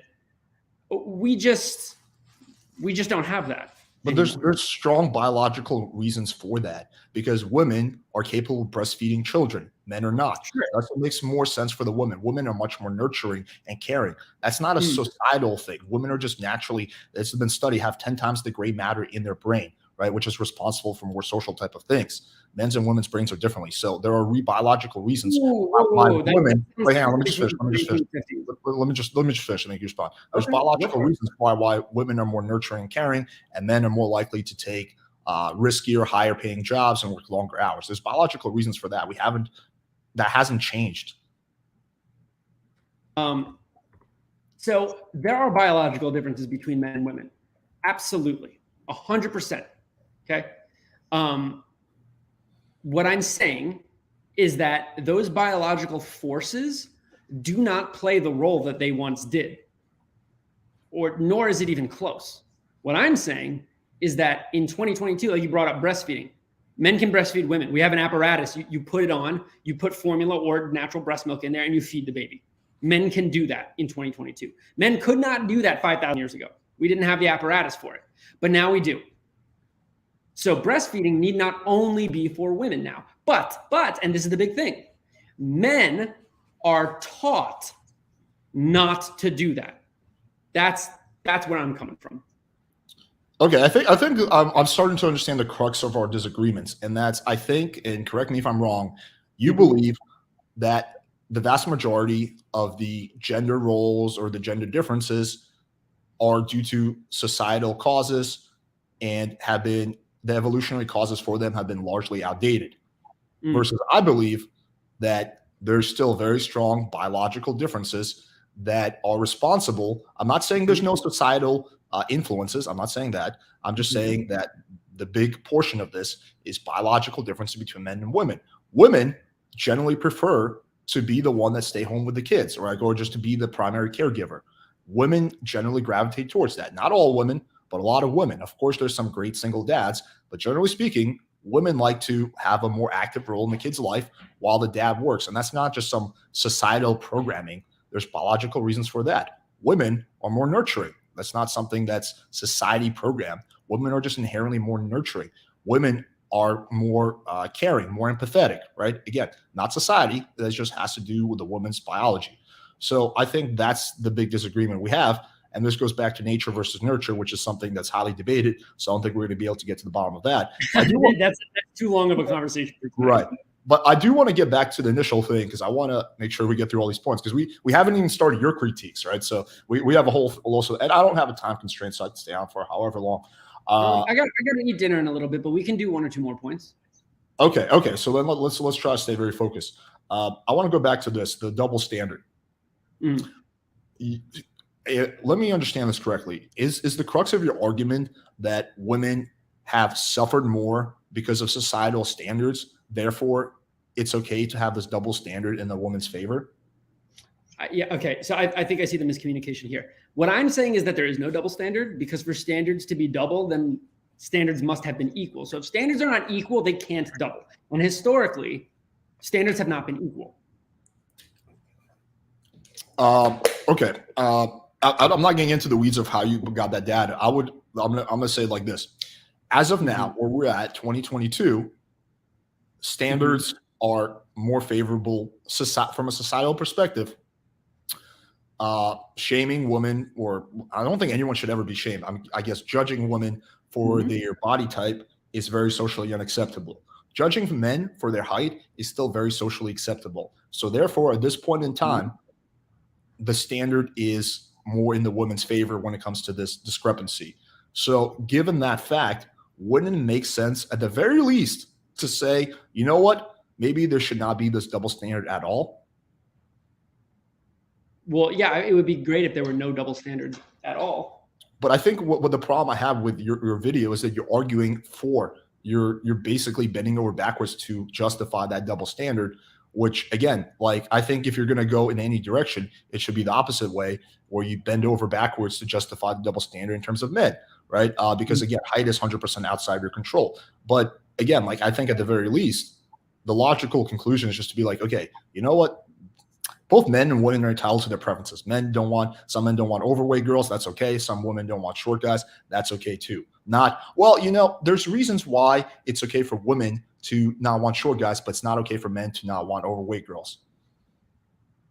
Right. So here's what I would argue. And I'll admit, this is mostly speculatory, what I'm about to say here. Okay. I think you would be hard-pressed to find a large faction of women who go out of their way to insult short men. Perhaps you will see women making fun of short men. However, I would argue that in most cases, the reason that you will see this is because it's a trauma response to a terrible man, or it's because a man in question won't leave a woman alone, and she This goes back to the justifying. Well, no, I'm not justifying it. I don't necessarily think anybody should engage in ad hominem really ever.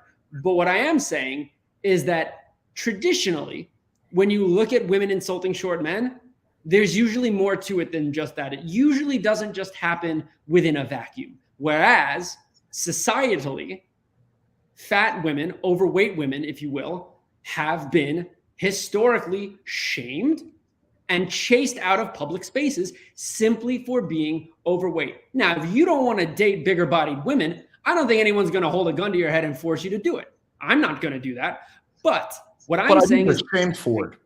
I do get shamed for it on TikTok, but it's socially acceptable. You get shamed for treating big bodied women as though they are less than. And I'm sure you don't think you do that, but you very much do.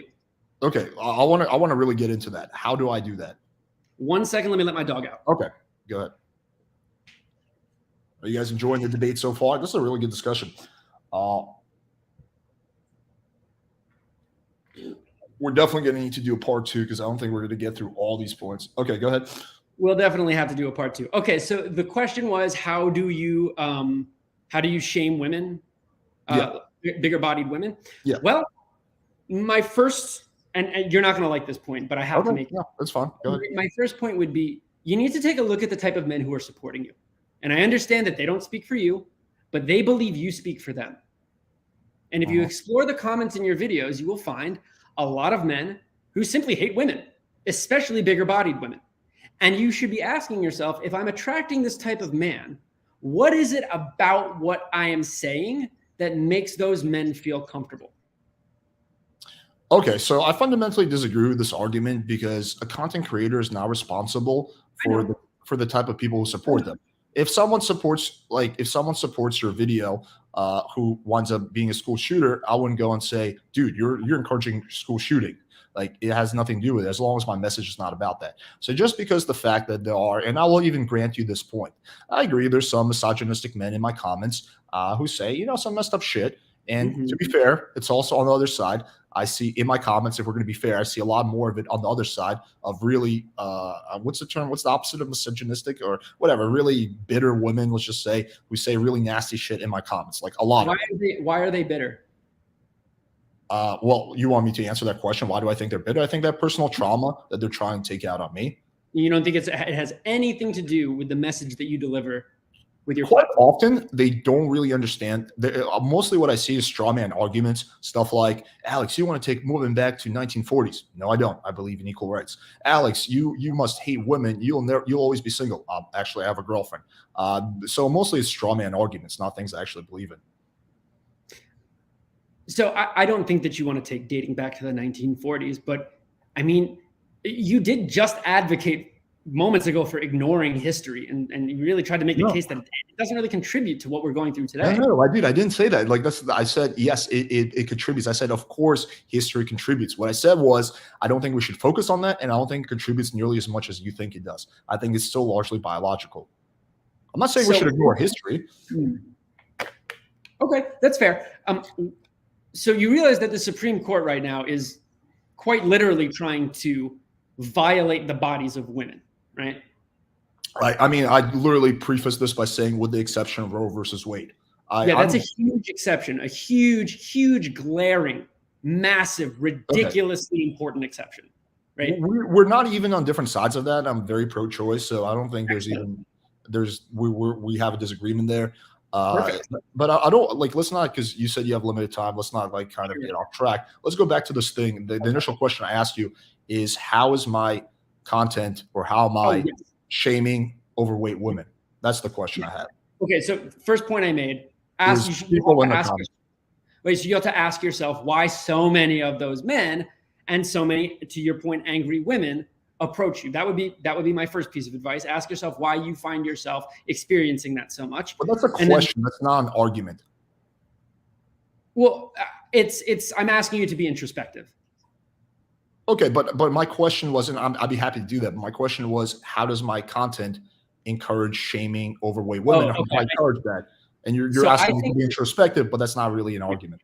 So I will transition into the second part of my answer. Okay. I think if you are introspective, it will help you to understand the misogynistic nature of your videos, which is primarily, and these are just themes I've noticed in some of your videos. Okay. You view relationships as transactional. You seem to view men as both victims and heroes in their own story. And you seem to be under the impression that, I believe the word you were looking for was misandry. I think you seem to believe that there are some women in control pulling the strings and hurting men and making things very difficult for men.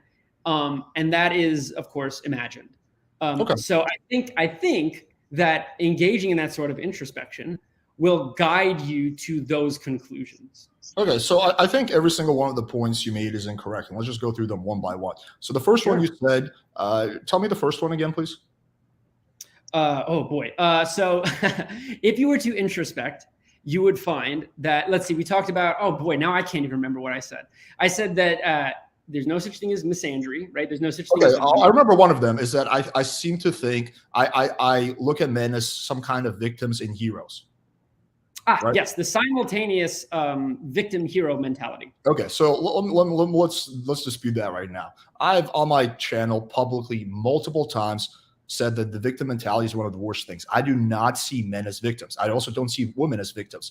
I think the victim mindset is one of the worst things to your own happiness, self-growth, and development. So I very, very heavily advocate against any type of victim mentality, even if there's some facts behind it. I don't care. I don't care what the odds are. Never view yourself as a victim. And I've publicly said that in multiple videos. So that one can disprove. That's fair.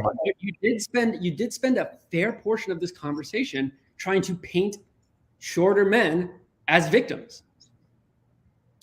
No, I'm not saying they're victims. If I had a shorter client, or I have had many shorter clients, I would never tell them, bro, you're a victim. Odds are stacked against you. I'm just simply saying that it's a statement of fact that women prefer taller guys. So guys who are shorter are going to have a harder time in the dating scene. That's a statement of fact. That's not being a victim. That's a statement of fact. Well, okay. I mean, you did also just say that you don't really care about the facts, but what did I say? I don't care about the facts. What? You said something to the effect of, like, I don't care about the facts. Never view yourself as a victim. I think you misspoke, but it doesn't matter. The point is, when you do something like say, well, shorter men, they can't control it, right? They can't control it. So why are women being so awful about it? I mean, that very clearly paints women as the perpetrators and men as the victims. You're completely misinterpreting my argument. I'm just repeating it back to you. No, you're completely misinterpreting. I think after this, listen to it and you'll see. No, I'm not saying that women, I fully acknowledge that women are fully within their rights to not date shorter guys, right? I have no problem with women choosing not to date shorter guys. Zero problem with that. That is their choice. They're entitled to their preferences. The point I was making all had to do with the double standard that we have when it comes to shaming, how it's socially acceptable for women to publicly say, oh, I don't want a shorter guy, but it's not socially acceptable for men to say, I don't want an overweight girl. That was my point. Had nothing to do with shorter guys in isolation, feeling like victims or anything like that. You know, I think we can agree to disagree in terms of the way that you portray men, but I will say this, and this comes back to something that we were talking about much earlier in the conversation, which is that when it comes to like societal double standards, again, bigger bodied women have been historically shamed and humiliated in a way that men, short men, overweight men, simply have not. And as we, you know, if we go back again to my example of Thin is Beautiful from the 90s and 2000s, it got women killed, women and girls, it got them killed. And it's a huge problem. And it is still pervasive. It's not as bad as it once was, thankfully, but it's still a massive, pervasive problem. We still train women that if they want to look the way that they should, that they ought to lose weight.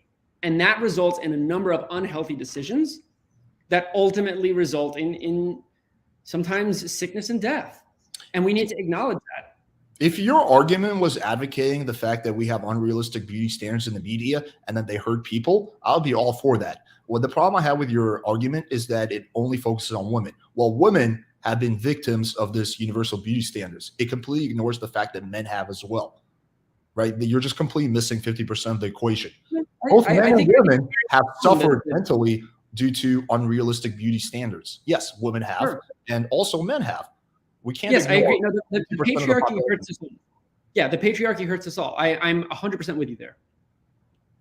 Okay, but okay, I want to. So I just want to point that out. I want to get back to again the ways in which my content is shaming overweight women. So the first one is the victim thing. I think just going through my content can pretty easily disprove that. I always argue against any kind of victim mindset. The second point you made, it was. Can you remind me what the second point you made was? It's like on the tip of my mouth. We are fairly far removed from that. I know that we were talking about. It's really important. So I want to make sure we cover it. Sure. Yeah. So, and I'll also say this: I got to eat myself some dinner. You see me; I'm a little bit of a skinny boy. I got to make sure that I eat. My blood sugar is going to crash. So, how long do you have? Just give me like a time. Well, why don't we make this our last point? We've been on for an hour and a half. Why don't we make this our last point? Oh, that's fine. Let's talk about your conceptualization of the matriarchy or misandry, as some people often say, right? My argument is that when we think about the way that society harms men and women, this is patriarchal design, right? This is a group of powerful men who set the standards and reinforce them today. End of argument. Who are these men? Well, that's an excellent question. We could turn historically to the people who have been put in power. We can look at previous political leaders. No, but I want to look at right now. Who are these men right now that are doing this? Oh, like who are the current men? Oh, easy. So all it takes is a simple look through who owns the major media platforms. Disney. Who is the majority of our elected officials? Who specifically are the majority of elected officials who argue the talking points that you argue? Conservatives. Do you think YouTube is doing it? Overwhelmingly men. Do you think YouTube is responsible for this? I think YouTube has some corners that are quite dark. I don't think YouTube is responsible for the patriarchy. I think the patriarchy is responsible for the dark corners on YouTube. Because YouTube, the CEO of YouTube is a woman. That's wonderful. What I'm saying is that historically, the people who have held positions of power and decisions about beauty standards, since that's what we're talking about, are and were men. Large, overwhelming, shockingly large majority, historically and currently. Less so currently, I'll concede that. Less so currently, but only because of the fierce activation of feminists and activists who were tired of being marginalized. Yes, historically, the vast majority of people who hold positions of power also wore underwear. But I wouldn't say underwear is responsible for a lot of the societal issues. Like, that's not a persuasive argument to me. Oh, is underwear sentient? Come on. Don't But like come this is on. like you're talking about correlation here, but I agree. Yeah, men have been in positions of power, but I need Yeah. you to show me today who are the men who are oppressing women. Like if you can show that to me, I'll be more than happy to reconsider my position. Like who exactly Here's a, are they? here's a great example of men who are oppressing women. Former disgraced President Donald J. Trump, who appointed 3 Supreme Court justices in what is arguably a miscarrying of justice, given the fact that the Senate forbade his predecessor to nominate a Supreme Court justice, and then rushed one through at the very end of his term because they knew he was going to lose. And those appointees are the difference in what's happening right now with Roe versus Wade. That is the most textbook example of oppression that I can provide to you. I cannot give you a better example. Okay, I mean he's not current, but okay, fair enough. But I think we're getting Supreme Court appointees. yeah, it's just Supreme Court. I get. That's Okay. like We're getting into the weeds of this. Is this still none of this has no. anything? I just made a good point. Every time I make a good point, you say we're getting into the weeds of it. Because we can are. concede- Because the initial question is about how my content is fat shaming women. I'm not related to Donald Trump. He's not part of my brand. He's not part of my business. I'm not even a Trump supporter. I don't like Trump. So You should be actively against him. okay, well that's definitely a discussion for another time. But Sure. what I'm saying is I want to get back into how am I shaming women who are overweight. That's my question. Right. So it's like I was saying. What you are doing is painting women as perpetrators of societal norms. And what I'm saying is that historically and presently, powerful men have set those standards. You asked me who, I gave you an example. Okay, so not exactly. I'm not saying I think women and men are responsible for societal norms. It's not just women. Women It's can be misogynists too, absolutely. It's women. Well, I don't think every single thing has to dial back to misogyny. I think there's a lot of factors at play. But okay, women and men, yeah, are responsible for societal standards. Mhm. So how does that make me? How does that involve me shaming women? I'm not saying it's just women who are setting these standards, but women are deciding, who they're going to date, which is fine. That's as they should. Sure. So how am I responsible for that? I'm not seeing the correlation here. I remember the first point that I made, the one that we both forgot. I remember it. Okay, good. One of the big issues with your content is you view relationships as overly transactional. Okay. What this does is it objectifies both women and men. It turns men into a commodity. I'm sorry, it turns women into a commodity and it turns men into a currency. And that is one of the key elements of patriarchal design. It is intrinsically linked to Western exceptionalism and hypercapitalization, and it is harmful to both men and women. Okay, let's talk about that. So can you give me an example of how my content, and this will be the last point, I know you mentioned you have to go. Can you give me an example of how my content encourages transactional type of relationships? Absolutely. We can talk about the video that you showed earlier where you show the exchanges between men and women. I mean, the exchanges, right? So when you articulate those, you paint it in such a way that dating is a negotiation, right? That you ought to bargain and buy and sell yourself. Sorry about that. Yourself and other products to women who will then take them and use them. That's as transactional as it gets. And in my opinion, that view is the view that is overriding. But I don't see any of that in the video. You just assumed every single one of those things. None of that is explicitly or implicitly stated by me. Oh, I don't think it's explicitly stated. I don't think you're getting up there being like, listen, guys, do you want to get on a date? You got to buy it. No, you're not explicitly doing that, but certainly implicitly. Certainly. I think that's definitely your interpretation, but I think it's far from the truth. If you watch the video I released today on YouTube, I don't know if you did it or not, but I come down on this idea of transactional relationships. I critique a woman who's teaching other women how to extract as much money from men as possible. I actively go after her for doing that. I'm like, listen, like that's not where relationships should be. So time and time again, I have come down against that. I don't think relationships should be transactional. Sure, do I think there's a small element of that takes place? Yeah, probably. But I don't. That's not how my relationships are, and that's not how I teach my viewers, my subscribers to have relationships. So again, that's kind of your interpretation, but it's far from the truth. Okay, so I'll tell you this. I'll make one more point, and then the final word is yours. Okay. This is again going to come back to the last thing I'll say. Introspection will be key, because although you may not be interpreting your message as doing that, many people are. Again, question why such a large portion of your followers are misogynistic men. Question why so many women reject your message. Question why, if you don't support the transactional nature of messages, so many people who do turn to you for support and advice. That would be my recommendation to you. And the final word is yours. Okay, so I got to push back against each one of those things, and then I'll quickly close it out. So why do so many? The first thing you said was, why are so many misogynistic men supporting my content? If you look at it, it's actually a very small percentage of my audience is misogynistic. Most of my audience is pretty level-headed. I have a feeling I have a belief that you kind of attract what you are. So if you're, racist, you're going to attract other racist people. If you're like chill, you're going to attract other people who are more chill. Yeah. So I think and I'm clearly not misogynistic in my beliefs. Yeah, I would argue that a very small percentage of my audience is misogynistic.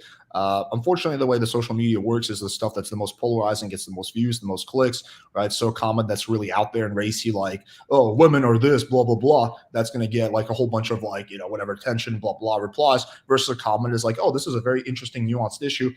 People don't care about that. So that's the first point I made. So you're fundamentally incorrect in that assumption that my content is primarily supported by misogynistic men. Why do so many people have that interpretation that my content is transactional? You're the first person who's told me that. I'm sure there's other people who've had that idea, but I've done hundreds of debates and believe me, about anything and everything, and I've never actually received that criticism. You're entitled to your own interpretation of my content, but that's certainly not. I mean, countless videos I've come down on, the whole sugar baby, sugar daddy dating scene, which is very transactional, and other types of transactional relationships. Not something I'm about, not something most of my viewers are about. So that's also incorrect. And what was the third point? I know I'm missing one. Geez. I don't know. It's just that, I understand that you disagree with my assessment of your content. But I just don't know how else to say this. There are so much data that reject your philosophy, and just not a lot that support it. And I know that to you, your worldview is important, and that you've got a lot of people who turn to you for advice. And I'm sure that for those people, you're helpful. What I'm saying is that the things that you advocate for traditionally go against the data and the science of relationships, which is where I come into play. I really want to see this data. That I know we don't have time to do it now. But for example, in the video that I cited, in the video that I made, I provided a couple of citations there that explain the different motivations that people have for going on dates, right? And I'm not saying that you're the only one who does this, but to many like you, it's really just sex. It's really just sex, right? And then if it is a relationship, it is a relationship entirely on your terms, which is a very ineffective and egocentric way of approaching relationships. Yeah, that's just all factually not true. Like I'm in a relationship right now. I've been in a relationship for years. It's not just on my terms. It's a matter of give and take. Me and my girlfriend, some things she wants, some things I want, and it's a matter of give and take. And being flexible. So it's not just on my terms. Well, I'm not here to reject your relationship. I know nothing about your relationship. What I'm telling you is that you just said that my relationship has to be on my terms. That's just like factually not correct. I'm sorry. What I'm saying is that you are encouraging men to enter relationships only on their terms. I'm not saying that that's what you do. I'm saying that that's what you encourage men to do. Well, I mean, I think a man should have standards and boundaries that he's not willing to sacrifice. But no, I do think any relationship involves a little bit of give and take. But I think I really would like to start off. I know you got to go. I'm not gonna keep you waiting.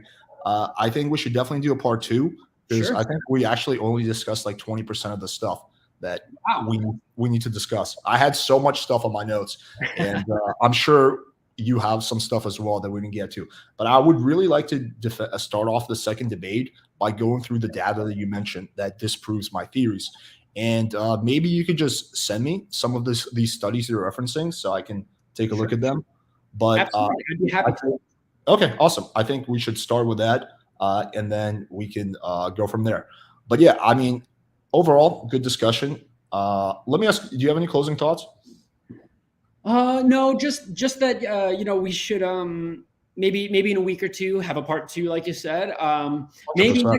maybe next time. Why don't we link up via email and we can lay out a couple of topics so that it's a little bit more organized, right? This could be more of like a feeler discussion, and then next time we could have a more organized. We could share notes or something like Yeah, that. I mean, I honestly think we might need even like 3 parts. Well, we'll see how it goes. Could Well, that's be. okay.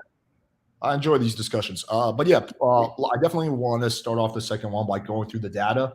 I get the feeling it's not what you, but again, we'll get into it in the second debate. But yeah, man, thank you for coming on. It was a good Thanks for discussion. having me. Yeah, for sure. And we definitely have a lot of stuff left to talk about. Thank you to your TikTok audience. Thanks everyone for joining in, and we'll see you guys next time. All right. Take care. All right, bro. Have a good one. You too. All right. I'll just stay on for like a few minutes and just answer any questions. Oh man. Oh. I do gotta admit, he was a pretty formidable opponent. Usually the TikTok debates are it's just like whatever. It's just a shit show. But he was pretty respectful. He was respectful. I think he was a good faith debate. I completely disagree with a lot of the things he says. I don't think my content is anyway does any of the stuff that he says. I don't think I encourage transactional encounters, and I really, really want to see the data that that he's referencing. I'm gonna. Yeah, we're gonna go back and forth. I'm gonna message him, get that data, take a look at it before the second debate. Hopefully, the second debate happens. I mean, this was like, I would say, a pretty good discussion. But it kind of goes back to, and again, I don't want to like start making arguments when he's not here because it's not really fair. But like this goes back to like kind of the big themes that I saw with his, I guess, philosophy, which again goes back to the 3 things I mentioned, which is blaming old dating issues on the patriarchy. Like count how many times he said patriarchy, right? Like patriarchy is responsible for everything. No, I think that it doesn't play nearly as much of a role as he thinks it does. Like not everything has to do with patriarchy or men keeping women down. There's a lot of things that are biological. There are a lot of things that just evolve to be the way they are. I would say the second one is kind of like bending over backwards to justify the weird double standards. Again, I'm not a fan. Like I think that if you're gonna say that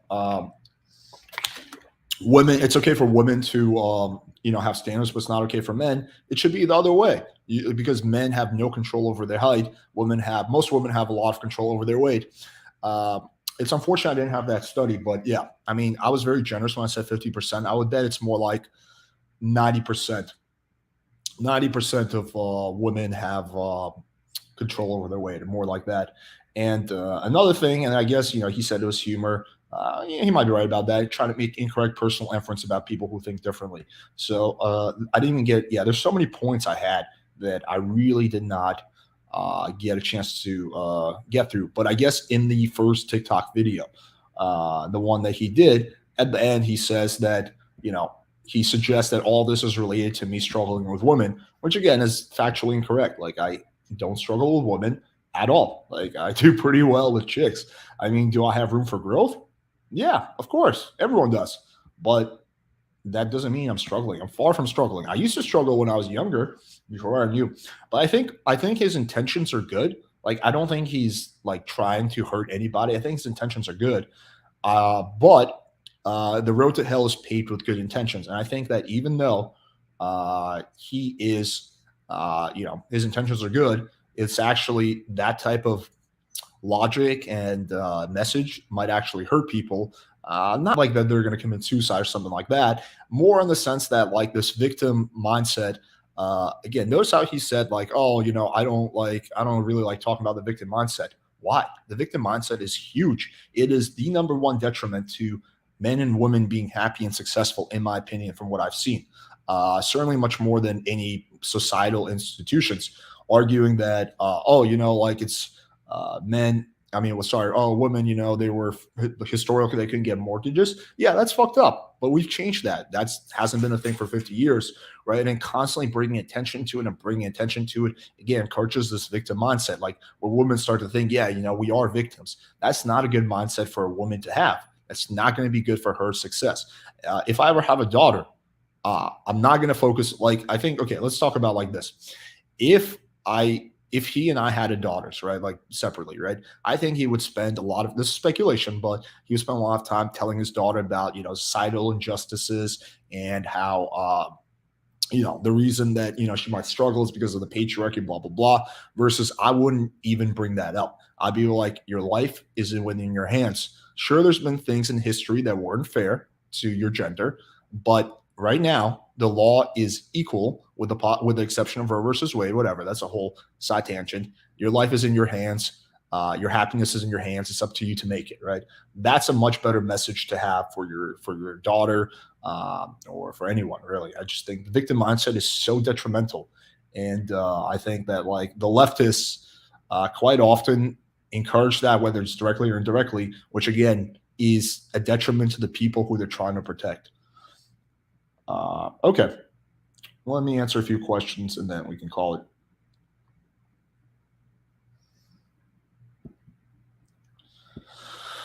He's not totally out base, so that's why channels like Johnson support a lot of the fake trash man channels. 100% agreed. A lot of the manosphere is trash. No disagreement. Personal responsibility, cornerstone of the American dream. 100% agreed.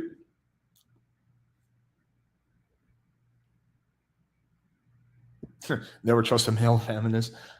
Great. Alex, random question. What was your degree at BU? It was a marketing degree. Women cannot control the beauty issue. Many men are. Women cannot control them. Many women are not photogenic, like the Canadian Dorothy from Playboy. Men are going to be short. Women cannot control the beauty issue. Women cannot control the beauty issue. I don't know what that means. Women have a large level of control over their beauty based on exercise, diet, and a whole bunch of other things. So if your daughter says she has been with 1,500 guys, would you see her different? I mean, it's a really hard hypothetical question to answer. It's like if you were born in like the 1200s, would you be a knight or like, I don't know. I don't know. I really don't. I guess it's my daughter, so I'd love her either way.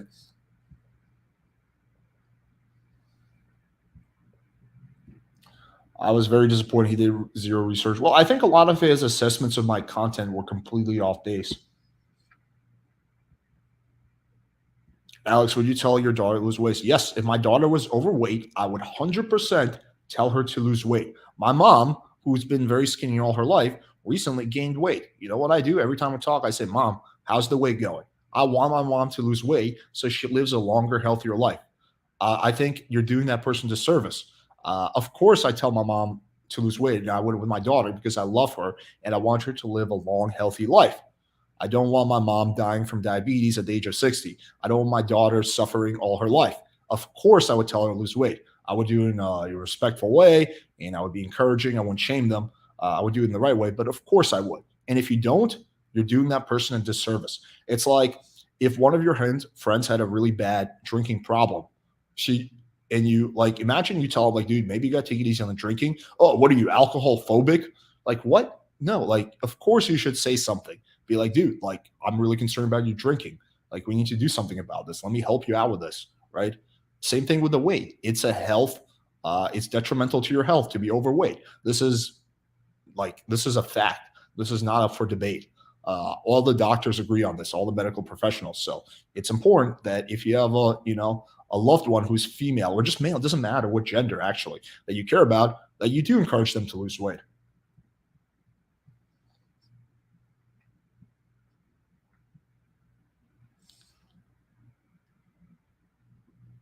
You're a little behind, but when he blamed patriarchy, you should have asked him about data and research. I am a bit, yeah, I mean, yeah, we just, yeah, we like just running out of time. I mean, I'll be honest, I was a little disappointed that we didn't get to go through more stuff, but granted, I did not tell him this was going to be a super long thing. I didn't think it was going to be a super long thing, but we started getting to the weeds of it, and I'll take responsibility. I kind of allowed that. I think I should have kept the debate more on point. That's something I got to work on.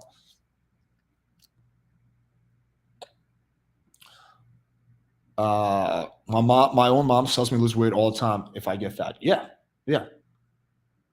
Alex, point out the fact that in Norway and other Scandinavian countries are the most equal place in the world. Women and men still do their natural gender roles. That's true, but I think that would just argue that even Norway has a patriarchy.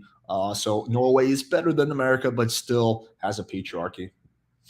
This is Indian P. Alex shames me for being fat all the time. Yeah. Indian P is a really good friend of mine. I care about him. Of course, I'm going to shame him for being overweight. Not like shame him, like shame is the wrong word. I'm just going to encourage him to lose weight.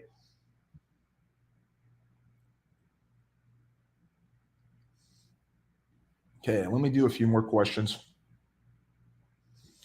Would you be okay with Natty changing her color to yeah, I would be okay. She trolled me so hard on I think it was like right around April Fool's. She was like visiting Colombia and she got me really, really good. She texted, okay, she went about this really elaborately. She texted all my friends and she said, tell Alex that you saw a story of me on Instagram where I cut off all my hair. So I had like my friends be like, yo, did you see Natty's story? And I was like, no, what? And then I would try to find it. I couldn't find it.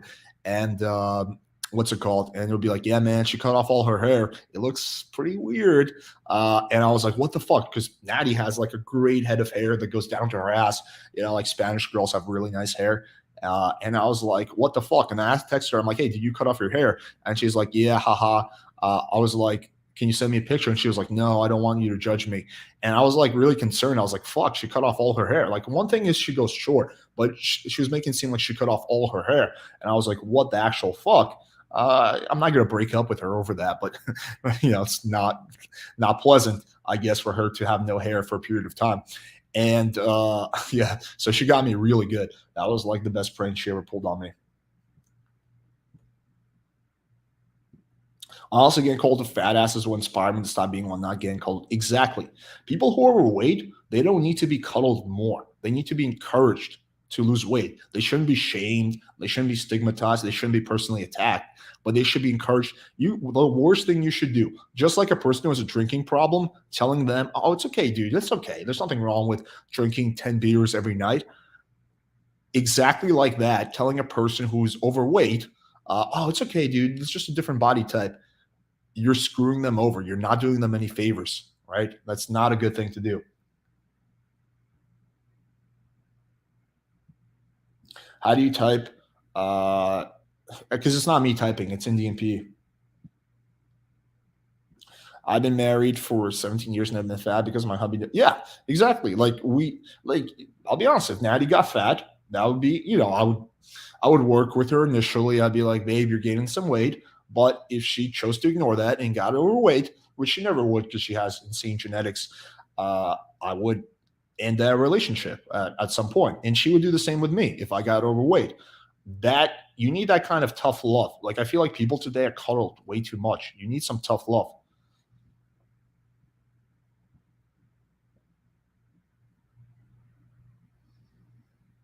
Okay, let's see what else we have. I like this. All right, I'm going to finish this one, hit a booty call. Y'all keep it real. All right, Ashley, we'll talk to you soon. Ashley, we were supposed to have Ashley on today, but this ran too long, and I don't think it would be an idea to do 2 streams at once. So we're going to have Ashley on very soon, either tomorrow or Wednesday. Dr. James kept saying where he studies, then he uses 80% female audience 7 supports claims. Bring this. Oh, that's a good point. That's a good point.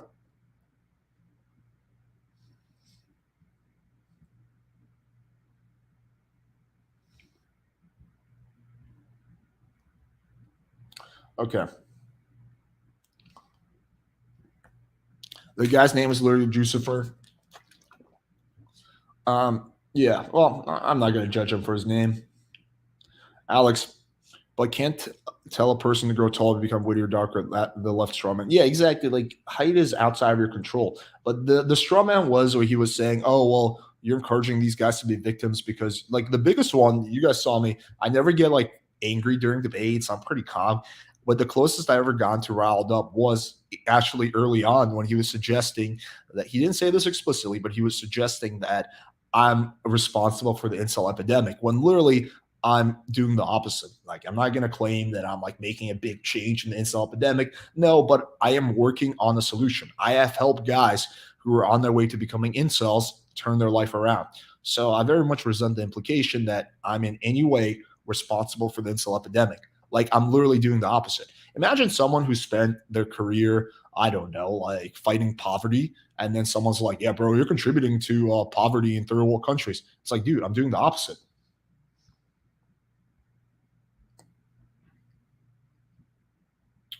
I wish the rest of the world would hate shame would save us from self-destruction. Dude, in other countries, there is a lot more fat shaming. Like in Colombia, why do you think if you go to Eastern Europe or Colombia, South America, there's very, very few overweight women? Why do you think that is? Is it because their genetics are radically different? No. All human beings share 99.9% of the same genetics or something like that. This largely has to do with the cultural things. The fact that if a chick starts getting overweight in another country, she will be told by her friends and her family, like, ooh, you shouldn't do that because you're going to have a hard time meeting a guy. You know, it's not healthy for you. Maybe you should lose some weight. In America, oh, yeah, girl, you do you. It's totally different cultural approach, which, again, is not doing these people any favors.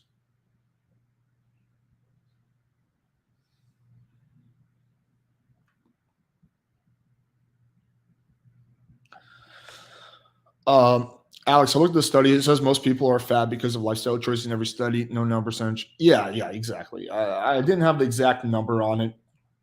I mean, I did find it pretty annoying how you kept like saying, "Well, what's the study on that?" Like, do we really need a study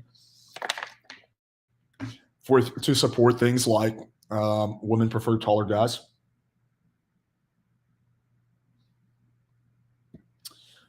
These debates are a waste of time when the people don't even know your content. Alex is one of the few legit coaches, literally the opposite of being responsible for incels. Thank you. I appreciate that. And yes, I am literally trying to push back against the incel epidemic.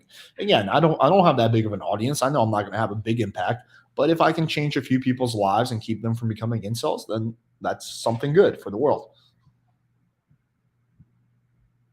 Why didn't you ask him if attraction is a choice? Just not enough time. Yeah.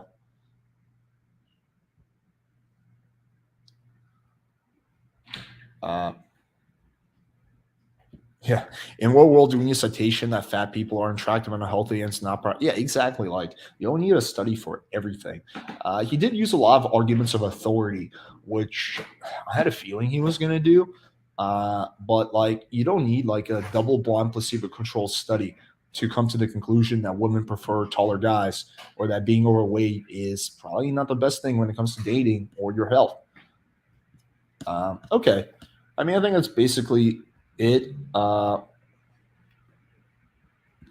way he brought up Trump by this political science degree, the Senate has sole discretion who to decide.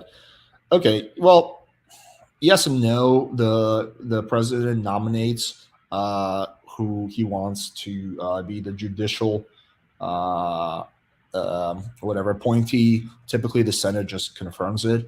I will say this. Okay, let me comment on this. I'm not a Trump supporter. I didn't vote for Trump. However, I do find it very problematic the shaming that I see on the left about anyone who's a Trump supporter.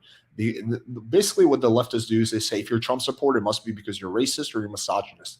That's factually incorrect. The vast majority of Trump supporters are neither one of those things. They're not racist and they're misogynistic. They're simply people who have different political beliefs, and that's okay. I have many friends who are Trump supporters. I don't hold it against them. This intolerance that I see on the left for Trump supporters is pretty concerning. It's just a different set of political beliefs. Again, I'm not a Trump supporter. I think there's many things about him that are problematic, right, during the tenure of his presidency. But they're not the things that the left claims they are. It's not that, oh, he pushed racism or misogyny. That's not really true, at least not to a large extent. So, yeah, like their arguments against Trump are like pretty bad too.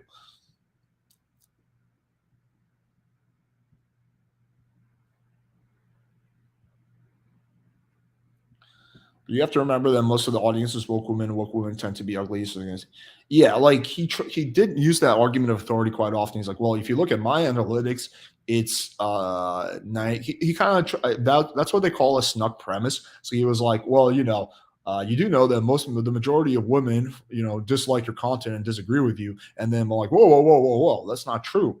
That's not a fact. Majority of women, I get DMs all the time from women saying how much my content helped them, comments all the time, emails, constantly. It happens. Yes, the majority of my audience is male. That's because my advice is for men. So what? That doesn't mean that women don't appreciate my content. Constantly, I get this, like all the time. So yeah, like just because some pissed off TikTok social justice warriors think my content is this or that doesn't make it so.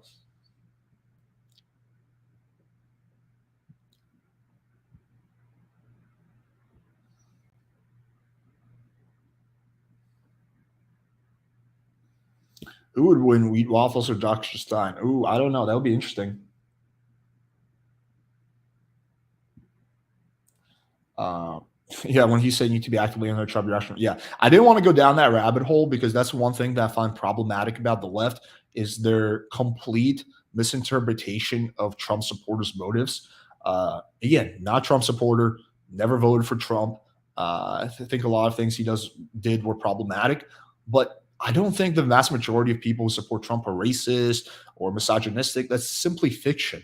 Like most of them are regular people, good people who just have different political beliefs, right? And when you shame them for it or try to make them feel some type of way, you know what you're doing? You're just encouraging them to move further to the right. So yeah, I mean, it's just so absurd. Only woke SJW women hate your content. Don't worry. Yeah, no, I get that totally. Most women like my content.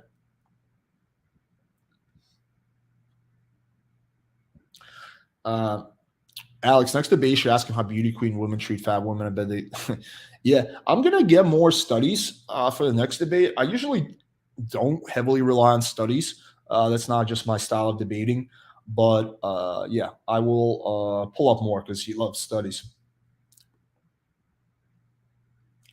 When's the next debate? Who's it with? I believe we have one on Wednesday against another TikToker. I'll also reach out to him. He said a week, but I think we should set it up earlier.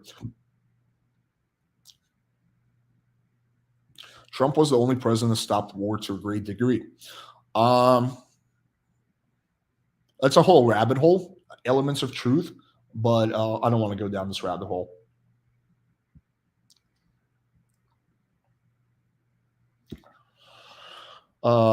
I can give you a meta-analysis when 10,000 couples from multi-countries that shows women overwhelmingly select for tall women. Okay, yeah. Can you, Kevin, can you text that to me? I'll bring it up next debate for sure.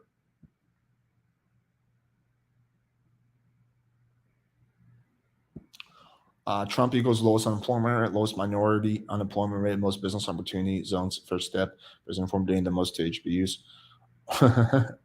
I know I have a lot of Trump supporters. JW, Bush war, Obama war, Biden war. Well, Biden, not so much. So Trump initiated the pullout of Afghanistan, which actually turned out to be a disaster. Biden went through with it. Biden should have taken a second look and not done it the way it was done. Trump did initiate that, so he deserves some credit.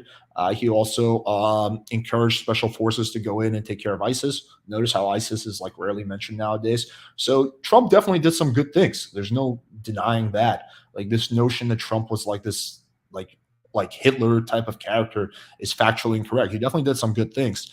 But no, Biden is not creating any new wars as of now. Yeah, this is like... This is why I'm no longer on the left. I no longer identify with leftists because of shit like this. Because they shame people who think differently than them. They call them Nazis, racists, whatever. It's completely incorrect.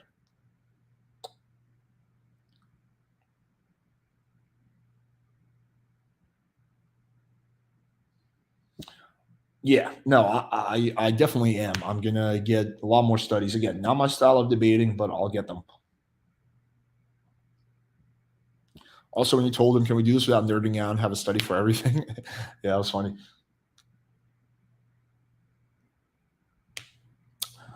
Trump did very much do that. He did show us how to handle shit tests. He proved that the way RSG did it was incorrect, and kind of a gut feeling I had where you backtrack and you apologize. Trump showed us that the best way to deal with controversy is to own it. So full credit for that.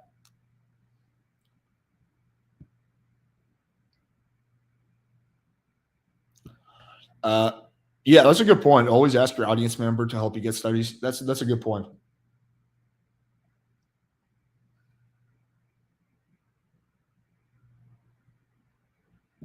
Glad you're not aligned with the left anymore. Yeah, I'm not aligned with anyone, with any party, left, right. I think they both have a lot of issues. I would say I'm closest to a libertarian, but even that party I'm not fully aligned with.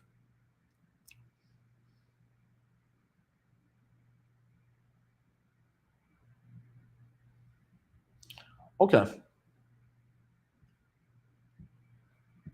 I think that we kind of went through pretty much everything. Now we're kind of going down the politic path, which is something I generally want to avoid because it's so outside the scope of this channel. But yeah, guys. Okay, so good debate, good discussion. I'm gonna message him or set up a part 2. There's so much more stuff I want to bring up. A lot of his content that I watched that I really, really want to take issue with, but we just didn't have time. Like I would say we got through maybe 25% of my notes. So there's 75% of my notes like that I have right now that we didn't get to cover, but that's okay. We're going to do, hopefully we'll do a part 2 and maybe even a part 3. So I'll set it up. I don't think he's going to back out. He seems interested, but we'll see. Okay, so we got that. We're going to do another debate podcast, I believe I'll let you guys know. It'll either be tomorrow or Wednesday. But yeah, we're going to keep doing this. I hope you guys like this kind of stuff. The engagement seems to be good. It seems to be interesting, discussing these interesting issues. And I'm going to keep dropping practical, no bullshit videos. Again, the point of this channel is to give you guys practical, well, there's many points, but one of the biggest ones is to give you guys practical, no bullshit strategies, how to improve your sex and dating life. And if you guys want a bunch of casual hookups, that's totally fine. If you guys want to get, maybe a booty call, that's fine. If you guys want to get a girlfriend and a wife, that's fine too. My goal is to help you guys get there and give you guys like practical, tangible information, not sugarcoat things, not lie to you, not beat around the bush, not try to upsell you on a bunch of shit, but like literally give you guys that information, like the stuff that I wish I had when I was coming up in the game, right? There's a lot of stuff that I wish I had that I didn't have. And one of my biggest goals for this channel is that if I was to travel back 10 years ago, this is the kind of stuff that I would benefit from, right? So that's kind of where I'm going. So yeah, we got more videos. I'm gonna be reacting. A lot of you guys were saying about that queer Kiwi chick. I watched that video. I shot a reaction to it. So we're gonna be dropping that tomorrow night. Tomorrow evening is gonna be the queer Kiwi reaction video. That's gonna be pretty entertaining. But yeah, as the channel grows, I think I'll have the ability to set up more and more debates. Because when my channel is 100,000 people, Rolo can ignore my debate invitation. If I had millions of subscribers, he's not going to be able to do that easily, right? So I think that, as this channel grows, it's going to allow us to make more interesting content, do more debates with higher profile people. So yeah, it's going to be good stuff. All right, guys, thanks everyone for joining. Appreciate you as always, and have a good night.